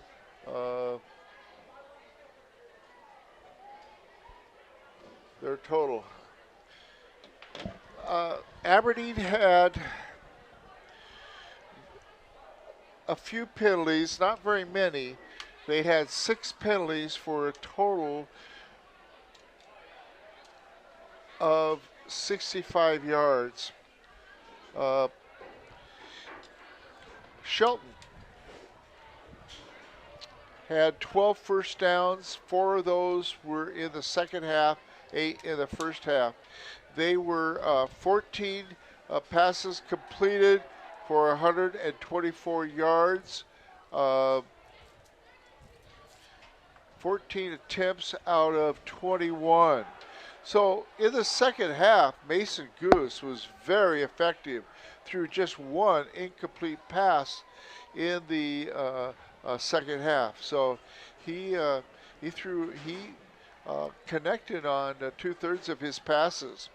His leading receiver was Dante Trikoff, who caught 6 passes for a total of 41 yards. The other leading receivers were Gabriel Menifee. He caught 3 passes in the second half for a total of 25 yards. Dominic Dixon caught a pass for 10 yards. And also Bradley Elliton caught a pass for 10 yards. So that's now on the ground. The leading ball carrier was number 23, Jaden Fuller, and he had 16 carries for a total of 80 yards. Bradley Elliton carried twice in the first half, and in the second half he carried 4 times, so he carried it for 6 carries for 31 yards. Tiller had 4 carries for a total of 19 yards, and Mason Goose had 5 carries for 23 yards, and Jude Sosky had 1 carry for 8 yards, and we're hoping that Jude is going to be okay. Looks like it was his, elbow maybe, or arm, we don't know. Yeah, something with his left arm. Yeah.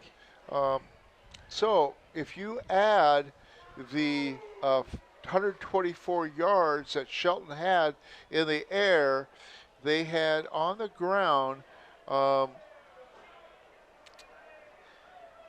boy. Need some more time there, Jerry? Or I do need another minute if you want to. So I make sure this is accurate. You can correct it later. Just give us what you got, summaries or estimates. Well, I had 161 yards on the ground, and that's not right. Okay. It's not right, so. Well, we'll correct it and have it in the summary of the game. But the leading ball carrier was Jaden Fuller, and he had 16 carries for 80 yards. So the other thing that kind of hurt, it definitely hurt Shelton, was they had 3 turnovers, 3 fumbles, and they had 11 penalties for 90 yards. Didn't have any great punt returns or kickoff returns, unfortunately, which has been one of the successes of Shelton this year. They did have a block kick And that was great. We're assuming it's a block kick, but I think it was. You think it was? I think it was just off the side of his foot. Yeah. A lot of pressure. I also want to give credit to the pass defense for us. We covered our people pretty well. Dudley got a number 27 for us. Tobin Dudley had an interception. And I want to credit the pass defense for doing a very nice job tonight for the Highclimbers. And I do apologize for not having the exact number of rushing yards for the Highclimbers. It's all right, Gerry. Everybody will forgive you. Okay. So next up for these teams and Rochester, there will be a tiebreaker. Now, we heard here it's Monday at Centralia. I was told it's Tuesday. Location to be determined. We'll find out. Yeah, we just know it's going to be on a neutral field. Right, it's got to be on a neutral field, and we know it's got to be turf, but I don't think anybody plays on grass except for... turf field. Turf field. I don't think anybody but Rochester plays on grass these days. That I know of, I can't think of anybody else. I have not been to the Centralia field for a long time. I think it's our turf. Pretty sure it's turf at this point. Anyways, that's what we know. We don't even know what the time is. I'm thinking it's probably going to be 6 or 7. Or 7, yeah. And whether we can do it or not is another story. It's going to be a one-quarter tiebreaker for each team plays a quarter. It's the way it was explained to me. And we'll see how accurate that is, because who knows what we're going to have. But Aberdeen did exactly what they wanted to do or needed to do to keep their season alive, is to beat Shelton in their final home game of the season.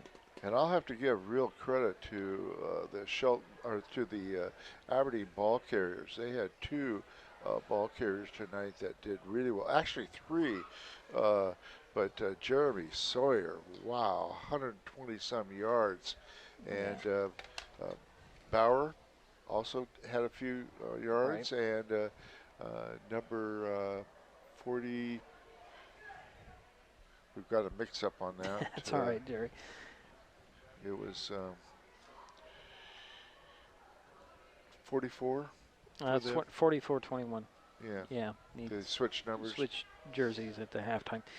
Well, so is that about it for now, Gerry? Yeah. We're not going to give up. Hey, we're doing okay on the playoffs. Okay, we're going to do okay on the tiebreaker. All right. Keep the faith. So that'll be Monday or Tuesday. We'll find out exactly when, and pass it along. Just keep checking out our website and the Facebook page and the Twitter account, and however you find out these things, just we'll keep you informed, or give us a call. That would help. That'll do it for tonight's game. My thanks, as always, to Gerry Apple for his help with the game and all season long, and hopefully we'll have 1 or 2 more to go. Final again, Aberdeen 16, Shelton 14. We'll talk to you later. If you enjoyed tonight's broadcast, please give us a like. You can find us on Facebook and Twitter with @MasonWebTV. Also consider subscribing to Mason Web TV's Facebook page and or YouTube channel. And remember to hit that bell to be notified the next time we go live.